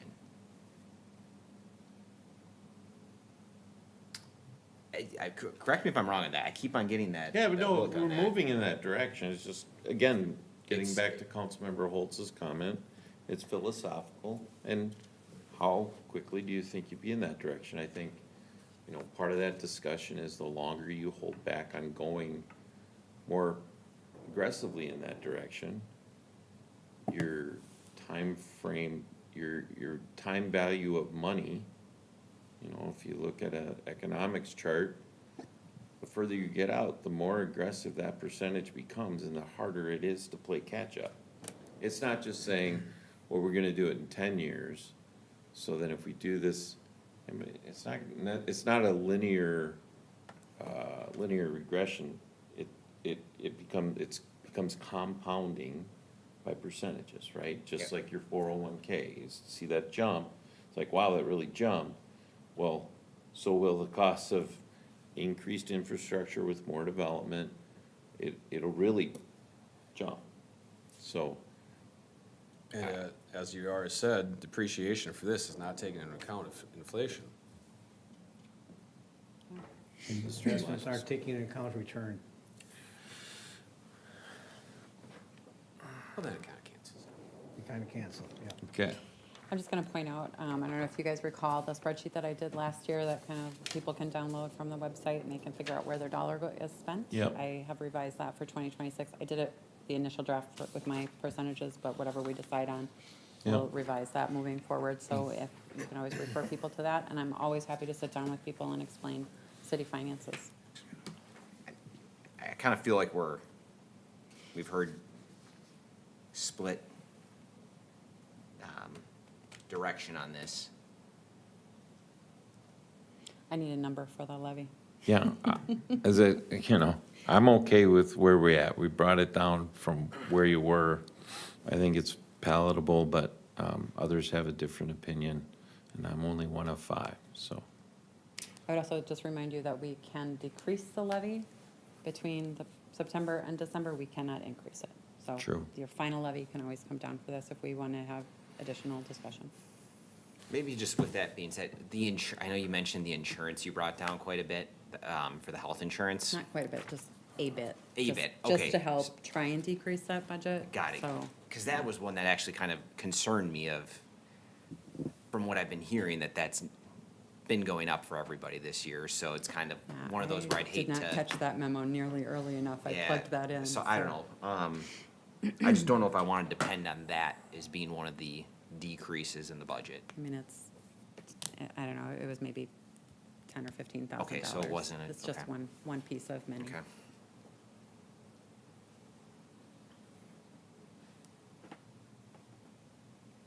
Gonna Anyone stand else? here until I get a number.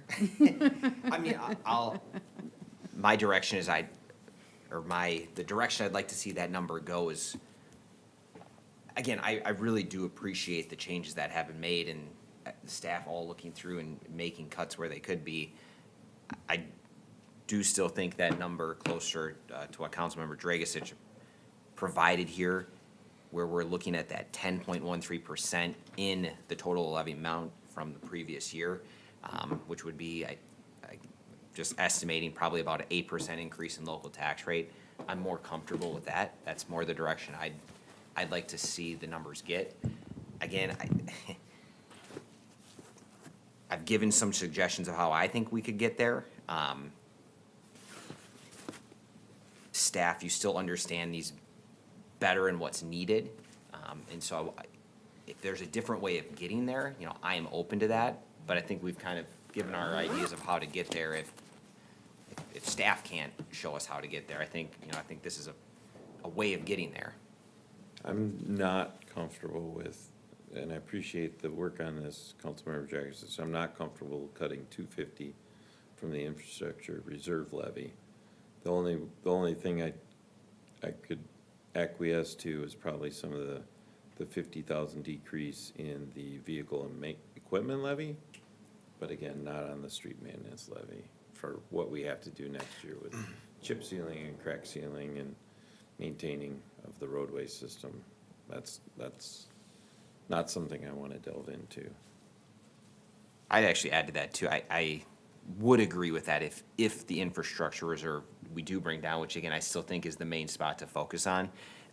I don't think then we change the street maintenance levy. I think we, kind of like we had in the previous discussion, we put more focus on the maintenance side if we're trying to decrease how much of the infrastructure reserve we need to be spending on the roads. I agree, 30,000 isn't a lot. My only point was that we have sufficient amount of funds in there Yes. to cover, and the 30,000 is almost de minimis, but it does reduce the impact on the levy. Yeah. That was the only basis for it. But And again, we can come back and decrease it, but we can't increase it once it's set. So if people change their minds on those things in the future, it can come down.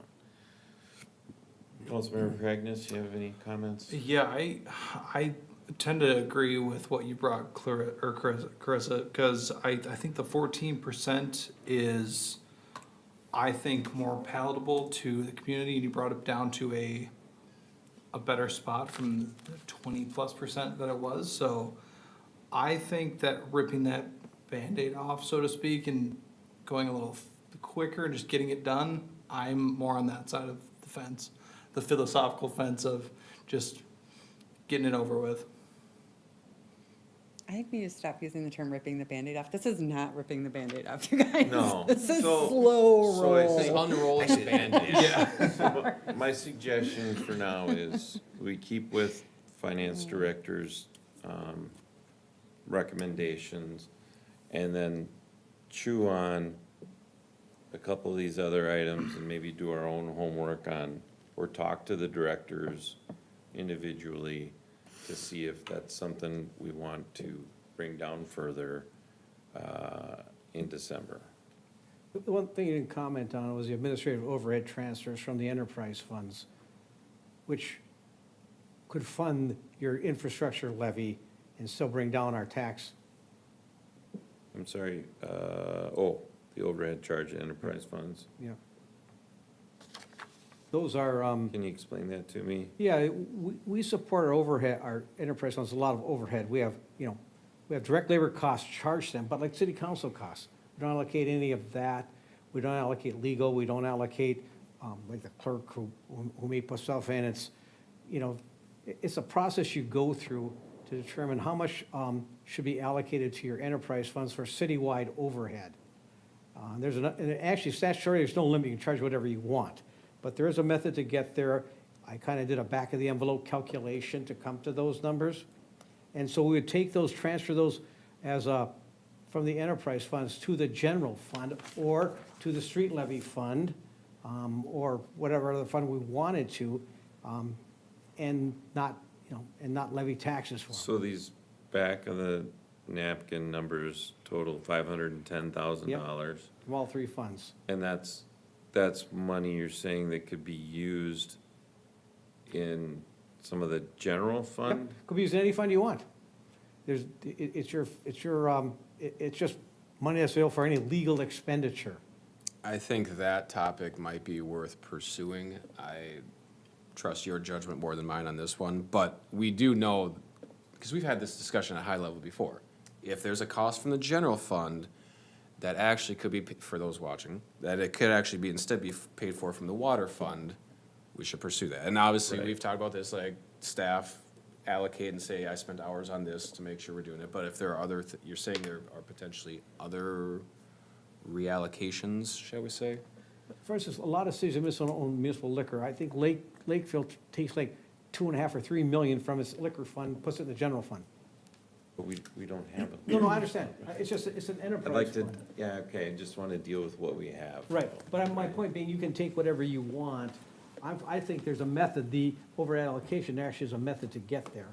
And like I said, it's kind of Okay. back of the envelope, but we could offset some of the levy by that amount. Maybe you get to our 250 or 500, our street levy, from this alloc. No, I appreciate that. I didn't, true honestly, I didn't completely understand that. And for the full logic is that disclosure. ratepayers and taxpayers aren't the same people. Okay, The tax exempts. all right. And I could actually make a justification that those transfers are for capital expenses, so they could come from Saks and Wax. I can get there. Went to the Supreme Court, I can get there. All right, for now, I think the direction is leave it as is. We're gonna do some homework and might have some individual conversations with people talking about, I'd like to delve into the overhead charges, enterprise funds a little bit. But I think for now, you've done a really good job at trying to make us happy. Never really gonna make us happy. And again, if you guys are getting complaints or concerns or questions, feel free to send them my way. I don't talk to nearly enough people in the No, we public send them these to the days. mayor. If they just send them to me. And let me be clear, those are just my suggestions. Yep. I mean, Fully understand. I would really appreciate you taking the time to do that. It's really us working as a collective, as a team, to try and make sure we're doing the best job for the residents that we serve, one so. more point, it's not a backdoor attack on staff. I shared it with them a week ago, so they were well aware of what my suggestions were, and they shouldn't have been surprised. No, there's no surprise there. Nope. That's fine. With that, it's one of our longer workshops. Future workshop topics. Oh, what are the future workshop easy for me to say, topics? Ms. Miller? Do you just want to know about the next workshop? Yeah, what do we got on the Okay. table? So, well, that'll be in October, so we're gonna talk about the old city hall, kinda, Jason will talk about like high level to get us thinking, cause we don't have a plan right Yeah. now for that. Jennifer's gonna talk about the, paid family medical leave and talk Right. about, her research and decisions that the council will need to make based on cost. Fire department's gonna talk about our current open burning permits. Okay. And evaluating that. And, this is subject to change. Poor Marty has had this sidewalk, trail snow removal ordinance. We just keep moving it Oh, based on fun, workload. fun. I also put on there Lake Elmo, no wake, see if we're gonna revisit that discussion. So those, depending on workload, well, he Those probably might doesn't get wanna pushed. keep bumping Got a it few up, months but to worry about mine might keep going down, so Right. that's kinda, Well, I'm gonna make one last plug for the street dance, 100th anniversary celebration on Saturday. It should be a lot of fun.